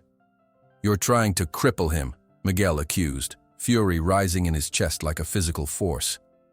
"So Thornton can collect insurance instead of selling him." Reed's eyes narrowed. "Accidents happen to dangerous animals. Everyone knows that." What happened next occurred with such speed that Miguel would later struggle to recall the sequence. He charged forward, Reed swung the pipe, and somehow Miguel ducked beneath it, tackling the older man around the waist. They crashed against the stall door, splintering the aged wood. Thunder's panicked whinny pierced the night as the two men grappled in the straw. Despite his superior size and strength, Reed found himself at a disadvantage against the younger man's desperate fury. Miguel landed a solid punch that sent the trainer sprawling. Reed's head struck the concrete floor with a dull thud, momentarily stunning him. Miguel scrambled to his feet, chest heaving. "I'm reporting this," he gasped. "Dr. Peterson, Sarah Jenkins, everyone will know what you tried to do." Reed pushed himself up, blood trickling from his split lip. His laugh was ugly. "Your word against mine, wetback. Who do you think Thornton will believe? His trusted trainer or some Mexican drifter?" The cold truth of those words hit Miguel like a physical blow. In this world, Thornton's world, a man like Reed would always be believed over someone like him. Thunder's distressed movements drew Miguel's attention. The magnificent Mustang was clearly favoring his right foreleg, though Miguel couldn't tell in the dim light how serious the injury might be. "If you come back here again, I'll have you arrested for trespassing," Reed threatened, retrieving the pipe from the straw. "Thornton's given me full authority over this animal." Miguel backed away, mind racing. He needed allies, evidence, a plan, anything to protect Thunder from what now seemed inevitable. Dawn found Miguel pacing outside Emily's modest cabin on the edge of the ranch property. When she opened the door, still in her robe, one look at his face told her something was terribly wrong. "Reed was trying to cripple Thunder last night," Miguel explained once they were inside, deliberately injuring his leg with a pipe. Emily's hand flew to her mouth. "Are you certain?" "I saw him with my own eyes. Heard him say Thunder wouldn't be worth anything with a permanent limp." "Did you confront him?" When Miguel nodded, Emily closed her eyes briefly. "He'll tell my father you attacked him. We need to move quickly." Over strong coffee, they formulated a desperate plan. Emily would contact Sarah Jenkins immediately, asking her to return to Liberty Ranch with as much media attention as she could muster. Meanwhile, Miguel would reach out to Dr. Peterson to document Thunder's injury before Reed could claim it happened another way. "There's something else we need to do," Emily said, her expression resolute. "Something that might seem extreme but could save Thunder's life." She outlined a bold strategy. Using her connections as Thornton's daughter, she would reach out to every major animal rights organization and equine welfare group in Texas. She would invite them to witness a special demonstration of innovative trauma-informed training techniques at Liberty Ranch, scheduled for the day the Kentucky buyer was set to arrive. "Public scrutiny is the one thing my father can't control," she explained. "If enough people are watching, he won't dare harm Thunder or sell him to someone who will." By mid-morning, their plan was in motion. Dr. Peterson arrived promptly when Miguel called, his weathered face grave as he examined Thunder's leg. "Contusion to the cannon bone," he diagnosed. "Not fractured, thankfully, but it could have been with a few more blows. I'll document everything." The veterinarian's official report would carry weight that Miguel's accusations alone could not. When Reed arrived and found Dr. Peterson photographing Thunder's injury, his face darkened with barely controlled rage. "The horse kicked the stall last night," he claimed smoothly. "Been doing it for weeks, according to the night guards." Funny how the bruising pattern perfectly matches a cylindrical object about 2 inches in diameter, Dr. Peterson remarked, not looking up from his examination, almost like a metal pipe. Reed's jaw tightened, but he said nothing more, stalking away to report to Thornton. The Latino community of Liberty Ranch mobilized with impressive speed once word spread of the threat to Thunder. Guillermo established a rotation of workers who would casually pass by the isolation stable throughout the day and night, ensuring Thunder was never completely unobserved. Doña Carmen prepared special poultices for Dr. Peterson to apply to the Mustang's injured leg, ancient remedies passed down through generations. My grandmother treated the horses of revolucionarios during the Civil War, she told Miguel proudly. These herbs will strengthen the tendons and reduce swelling. By afternoon, Emily had made contact with Sarah Jenkins, who responded with immediate concern. "I'll be there tomorrow morning," she promised over the phone. "And I'm bringing a journalist friend who specializes in animal welfare investigations." Miguel spent every possible moment with Thunder, desperate to undo the damage Reed's attack had caused, not just physically, but to the fragile trust they had built. The Mustang remained wary, retreating when anyone approached his stall, his dark eyes once again filled with the suspicion that had characterized his early days at Liberty Ranch. "I'm sorry I couldn't protect you better," Miguel murmured, sitting outside the stall, not attempting to enter. "But I won't leave you now, te lo prometo." That evening, as shadows lengthened across the ranch, Miguel found himself facing a profound internal conflict.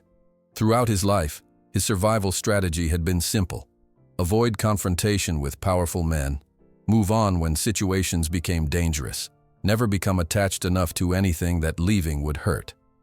It was how he had survived after his parents' death, through abusive foster homes and into his drifting adulthood. Thunder represented a turning point, a choice to stand and fight rather than disappear. The thought terrified him almost as much as it empowered him.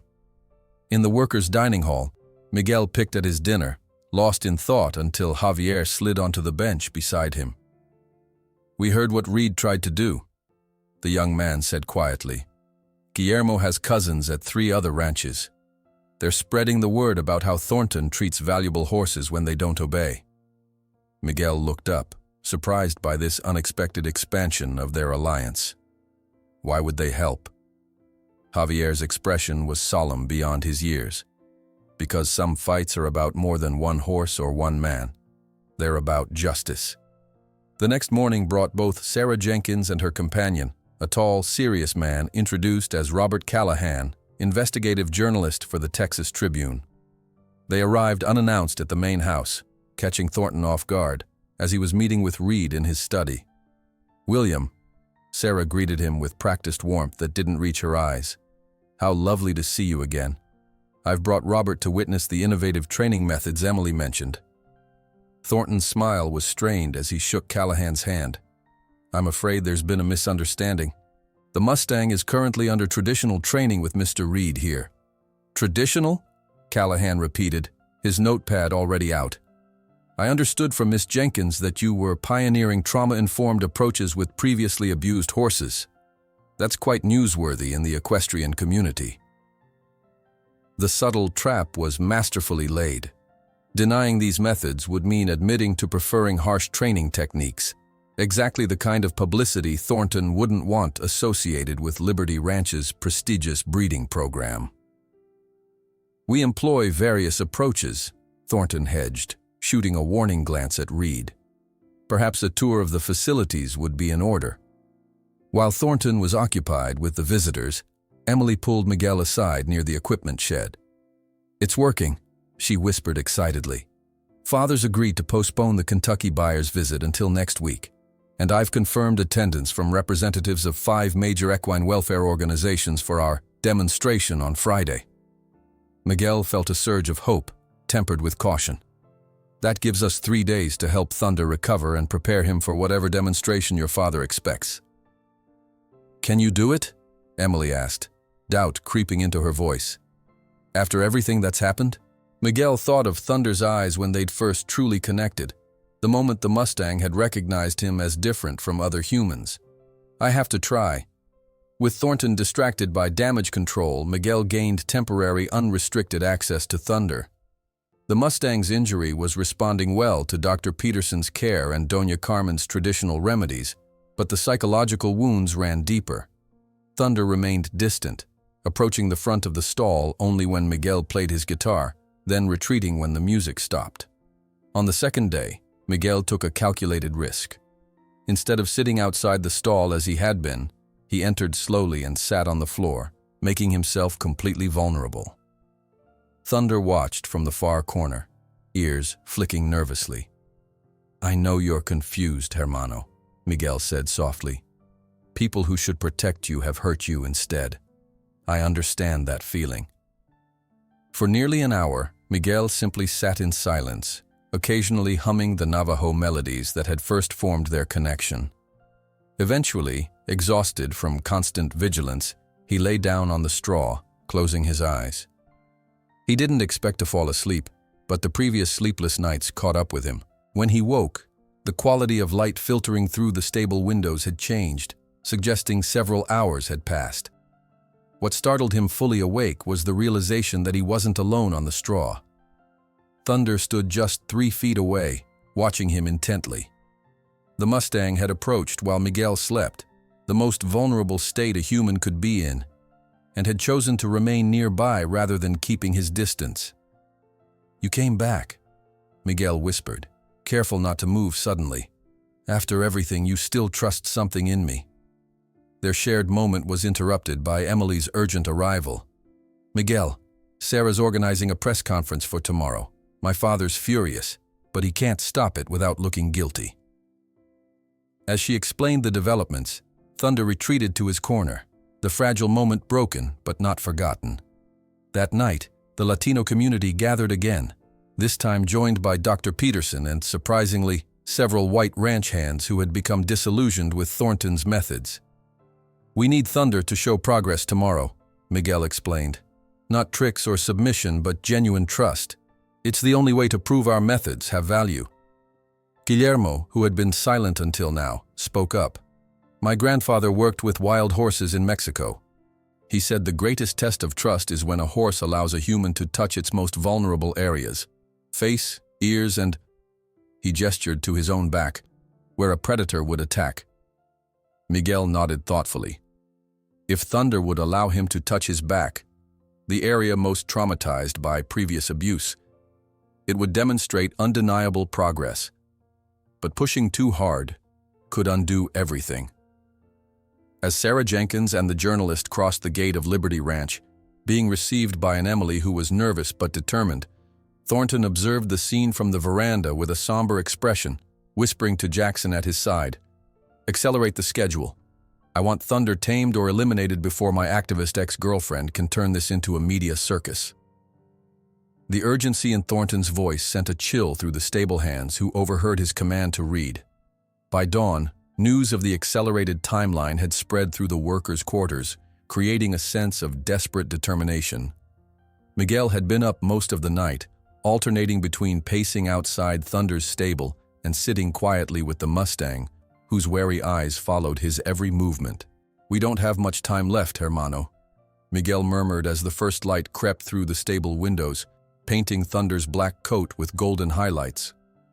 The Mustang stood alert, but no longer pressed against the far wall, a small victory that gave Miguel hope. Sarah Jenkins' arrival created an immediate stir across Liberty Ranch. Her reputation as a fierce advocate for equine welfare preceded her, and the presence of the journalist beside her, camera already documenting the property's layout, sent Thornton into damage control mode. He summoned his foreman to an emergency meeting while Emily strategically led the visitors on a tour that deliberately avoided Thunder's isolation stable. "My father will try to rush things now," Emily warned Miguel when she managed to slip away. "He can't bear the thought of Sarah witnessing his methods being questioned publicly." Miguel nodded grimly. "I need to get to Thunder before Reed does." The isolation stable was eerily quiet when Miguel arrived. The usual guard was absent, reassigned by Thornton to manage the unexpected visitors. Taking advantage of this opportunity, Miguel entered Thunder's stall with the small medicine pouch Doña Carmen had prepared. a mixture of herbs meant to ease pain and calm nerves. Thunder watched him cautiously, his magnificent head held high, nostrils flaring as he caught the unfamiliar scent of the herbs. The Mustang's right foreleg still bore the evidence of Reed's cruelty, a swollen area that caused him to distribute his weight unevenly. "This will help, I promise," Miguel said softly, mixing the herbs into Thunder's water bucket. He moved with deliberate slowness, never turning his back completely on the horse, not from fear, but out of respect for Thunder's need to see his intentions clearly. Outside, voices approached, the deep rumble of Thornton, accompanied by Reed's distinctive drawl and Sarah Jenkins' measured tones. Miguel froze, realizing he was about to be discovered in direct violation of Thornton's orders. Thunder sensed the tension immediately, his ears swiveling toward the sound, muscles tensing beneath his gleaming coat. Without conscious thought, Miguel moved closer to the Mustang, positioning himself between Thunder and the approaching threat. "It's okay," he whispered, though his own heart raced. "I won't let them hurt you again." The stable door swung open, flooding the dim interior with harsh sunlight. Thornton stopped abruptly at the sight of Miguel standing inside Thunder's stall, not cornered against the wall as anyone else would be with the unpredictable Mustang, but standing centrally, almost protectively. "What the hell do you think you're doing, Hernandez?" Thornton demanded, his face flushing with anger. "You have no authorization to be in there." Sarah Jenkins pushed forward, her keen eyes taking in the scene, particularly the way Thunder, despite his obvious wariness, hadn't retreated to the far corner as he typically did with strangers. Instead, the Mustang remained near Miguel, his posture alert, but not aggressive.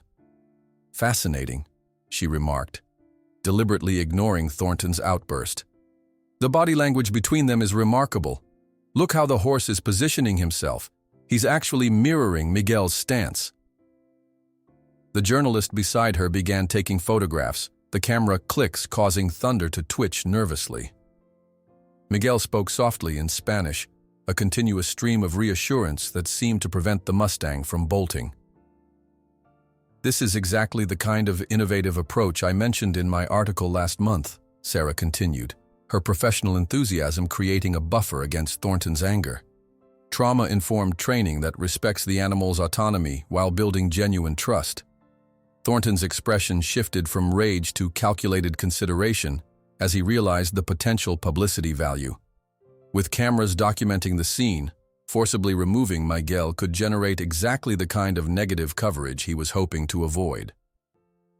"Mr. Hernandez has been assisting with alternative approaches," he conceded stiffly, "though the primary training remains under Mr. Reed's professional supervision." Reed's face darkened at this diplomatic revision of the truth, but he remained silent, his hand unconsciously touching the whip coiled at his belt. The confrontation ended in an uneasy compromise. Miguel would be permitted to continue working with Thunder under observation, with the understanding that Reed would take over if insufficient progress was demonstrated before the deadline. As the group departed, Emily lingered behind, her face tight with worry. "They're planning something," she whispered once they were alone. "I overheard Reed telling Father they should move Thunder to the north stable tonight, away from the main compound where visitors might see." Miguel's stomach knotted with dread. The north stable was isolated, far from the workers' quarters and rarely used except during foaling season. A perfect place for an accident to occur unwitnessed. "We need to prevent that move," he said urgently. "Thunder's already traumatized. Another relocation could destroy all our progress. And if they get him isolated..." He didn't need to finish the thought. Emily understood the implication all too clearly. "I'll try to delay them," she promised. "Meanwhile, you should know that Sarah is organizing something bigger than just an article. She's contacted other ranchers who've had horses disappear after Thornton couldn't break them. There might be enough evidence for a formal investigation." Throughout the afternoon, Liberty Ranch hummed with unusual activity. Ranch hands were dispatched to prepare the north stable, while Thornton entertained Sarah and the journalist with carefully curated tours of his prize-winning horse facilities, conveniently distant from where Thunder was kept. As dusk approached, Miguel returned to Thunder, determined to spend every possible moment building the trust they would need for tomorrow's crucial demonstration. The Mustang greeted him with a soft, nickering sound that tightened Miguel's throat with emotion. "You remember me even after everything," he murmured, entering the stall with his guitar. "That's more than most humans would do." He settled on the straw and began to play, not the upbeat melodies of their earlier sessions, but something slower, more melancholic. Thunder watched him intently, ears forward, dark eyes reflecting the last golden rays of sunlight filtering through the stable window. As night fell completely, Miguel continued playing, his voice joining the guitar in an old Spanish lullaby his mother had sung. Thunder gradually relaxed, his head lowering slightly, the constant vigilance easing from his powerful frame. Miguel had just set his guitar aside when the stable door burst open. Reed stood there, flanked by two burly ranch hands carrying ropes and a heavy blanket typically used to blindfold difficult horses during transport. "Time to move him," Reed announced with poorly concealed satisfaction. Thornton's orders. Miguel rose slowly, positioning himself between the men and Thunder, who had immediately tensed at the intrusion, his ears pinned flat against his head. "He's not ready to be moved," Miguel argued, "especially not at night. It will undo everything we've accomplished." Reed's smile was cold. "That's not your concern anymore. We're doing this my way now." What happened next occurred with frightening speed. Reed signaled his men forward while he himself uncoiled his whip. Thunder, sensing the threat, reared up with a terrified whinny, his hooves striking the wooden partition. One of the men cursed and threw the heavy blanket toward the Mustang's head, missing but causing Thunder to crash against the rear wall in panic. "Stop!" Miguel shouted, rushing toward Thunder, desperate to calm him before he injured himself. "You're terrifying him." In the chaotic moments that followed, someone's lantern was knocked over.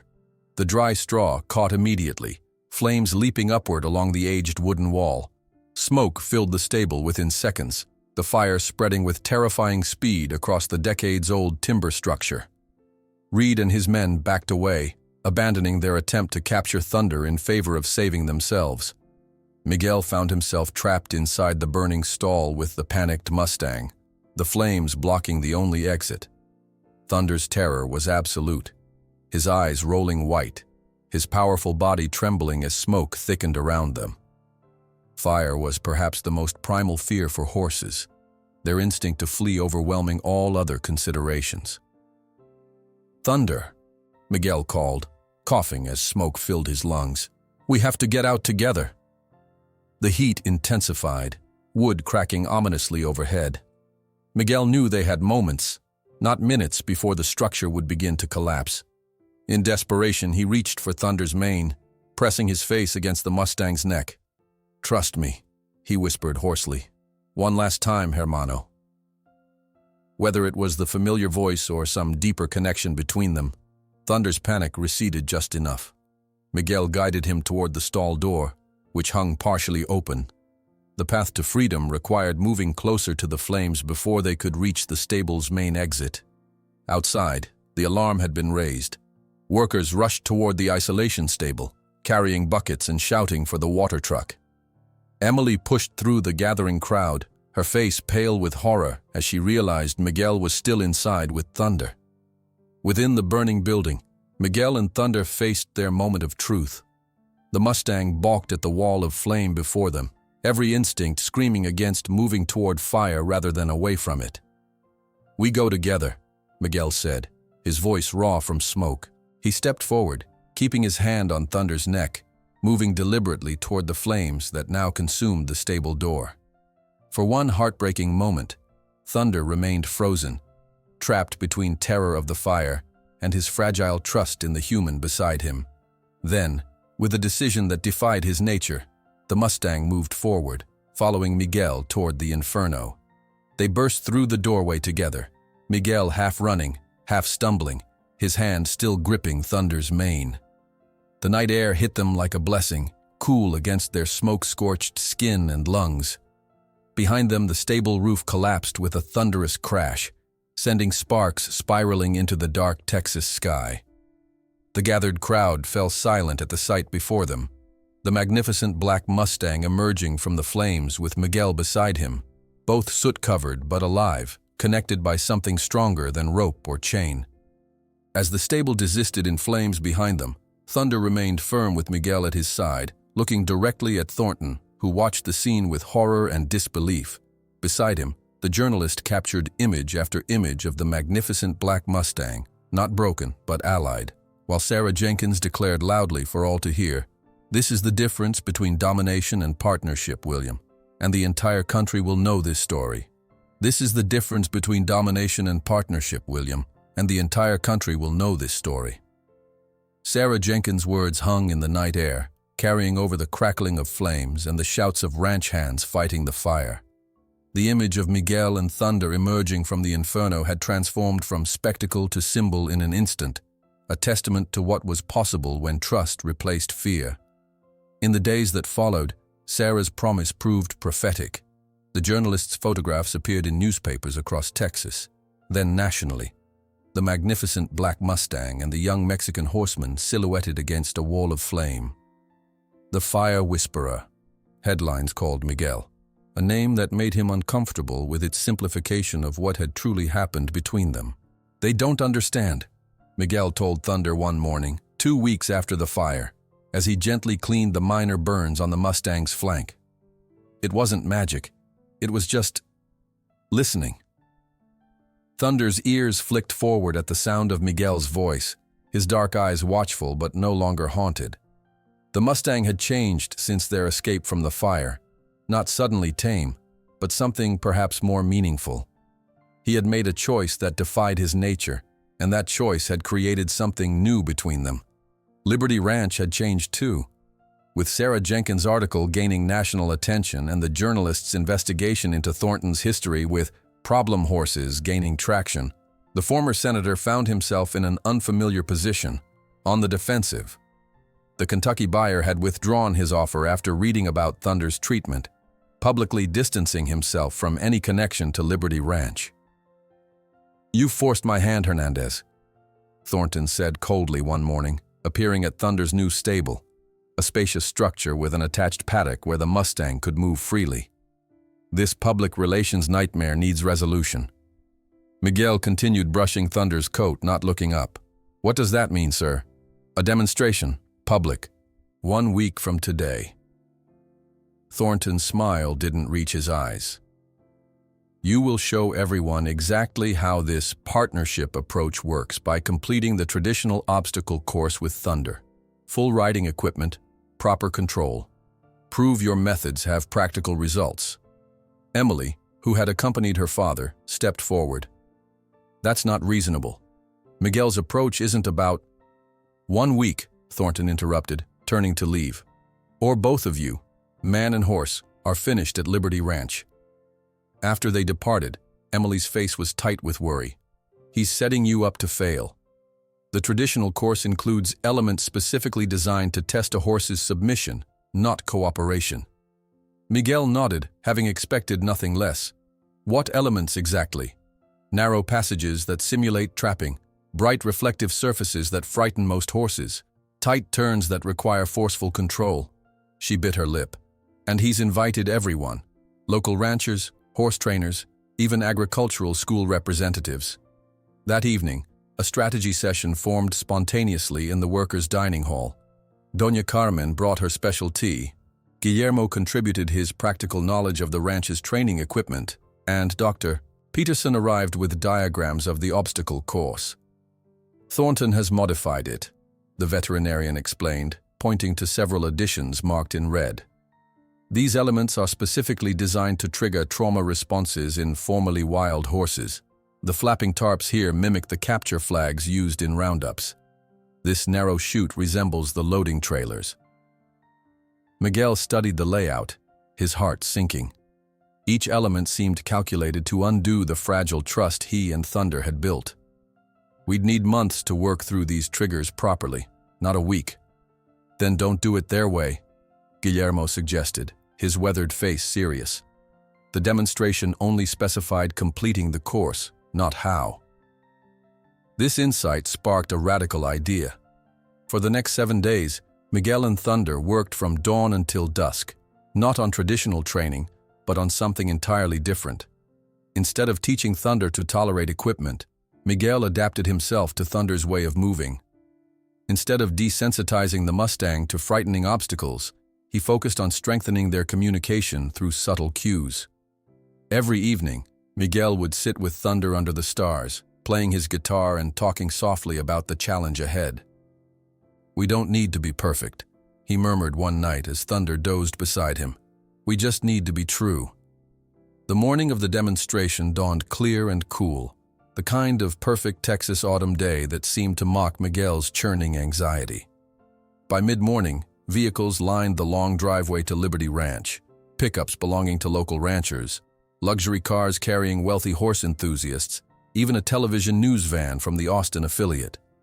Thunder sensed the tension immediately, his muscles twitching beneath his gleaming black coat as Miguel led him toward the demonstration arena. Unlike previous public appearances, the Mustang didn't panic at the crowd noise. Instead, he pressed closer to Miguel, finding security in their connection. "Quite an audience," Sarah Jenkins commented, appearing beside them with her ever-present notebook. Thornton's pulled out all the stops. "Is that good or bad for us?" Miguel asked quietly. Sarah's smile was wry. "Depends on what happens next. More witnesses means more pressure on him, but also more pressure on you." The main arena had been transformed for the occasion. The obstacle course stretched across its entirety, a complex arrangement of barriers, passages, platforms, and technical challenges that would test even the most thoroughly trained horse. At its center stood William Thornton, microphone in hand, playing the genial host as if the entire event had been his idea from the beginning. "Ladies and gentlemen," his voice boomed across the gathered crowd, "today, we witness the culmination of an experimental training approach with a previously unmanageable Mustang. Mr. Hernandez will demonstrate Thunder's progress by completing our standard obstacle course." Murmurs rippled through the audience. Many had seen the newspaper photographs or heard the stories of the fire. They leaned forward expectantly as Miguel led Thunder to the course entrance. Emily approached quickly for one final word. Father's added a condition. He told the judges you must use standard tack to qualify. Miguel glanced at the judging table where several respected trainers sat with clipboards. Beside them lay a Western saddle, bridle, and bit, instruments that represented everything Thunder had learned to fear. "Then we've already lost," Miguel replied quietly. "Unless—" Emily's eyes lit with sudden inspiration. She hurried away, returning moments later with a small leather bundle. "This belonged to my grandfather, a traditional vaquero hackamore, no bit, minimal equipment. Technically still standard tack by heritage rules." The simple braided headstall was beautifully made but minimalist, designed to communicate through subtle pressure rather than force. Miguel examined it gratefully, knowing it might provide a compromise Thunder could accept. As Miguel approached Thunder with the hackamore, a hush fell over the crowd. Everyone expected the wild Mustang to resist, to fight against any equipment. Instead, after a moment of wary inspection, Thunder lowered his head slightly, allowing Miguel to slip the braided leather over his ears. No bit entered his mouth, no heavy saddle compressed his scarred back. Thornton's face darkened as he realized the loophole Miguel had found, but with dozens of witnesses he could hardly object to traditional equipment that predated modern innovations. "The demonstration will begin," he announced stiffly. "Mr. Hernandez and Thunder must complete all 12 obstacles within 15 minutes to qualify as successfully trained."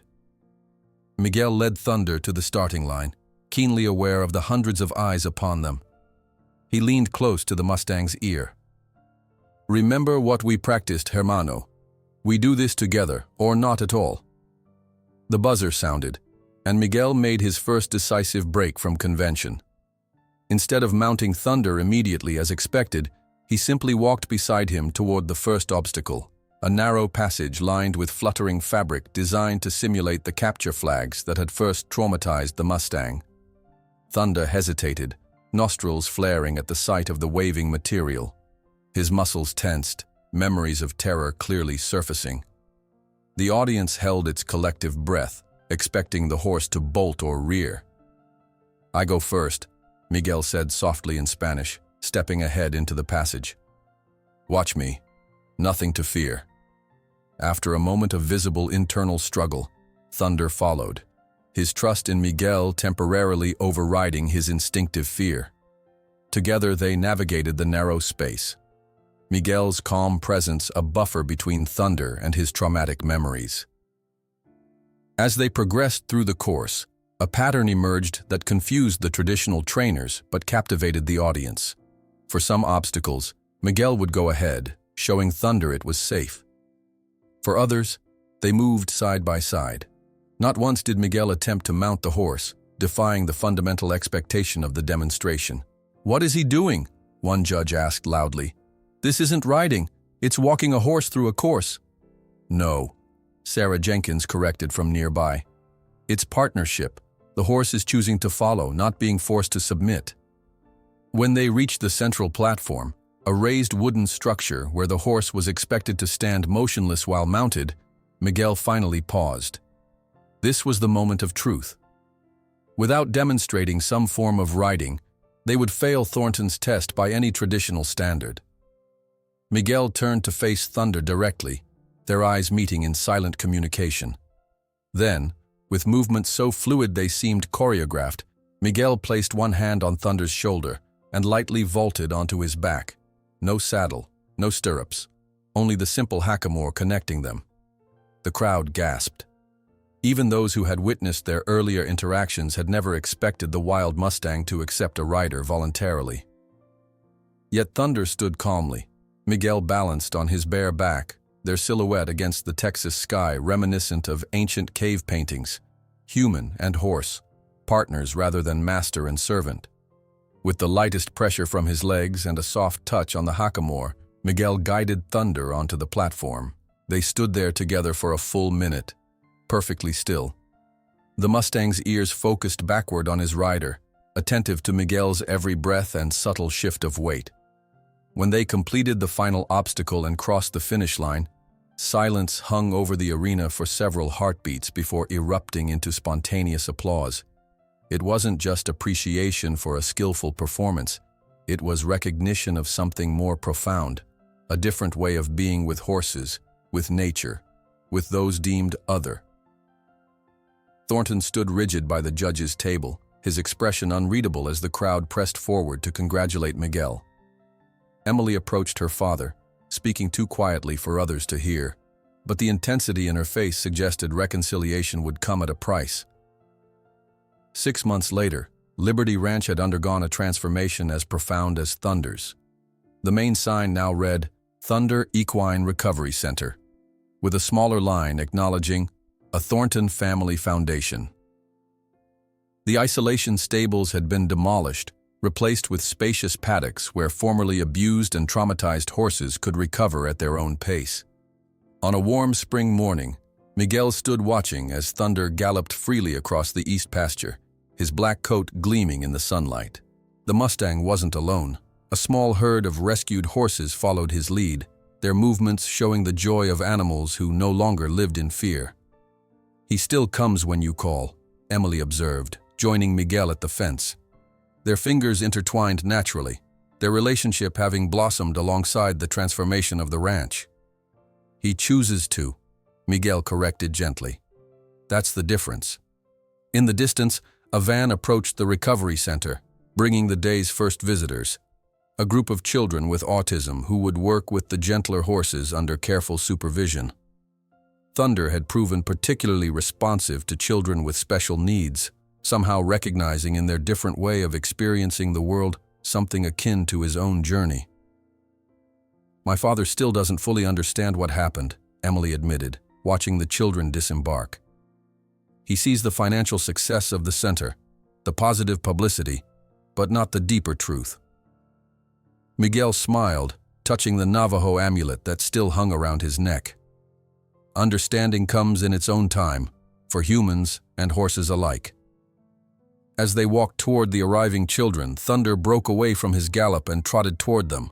No halter needed, no commands given. He slowed to a walk beside a young girl in a wheelchair, gently lowering his proud head to her level. "He understands," Miguel explained.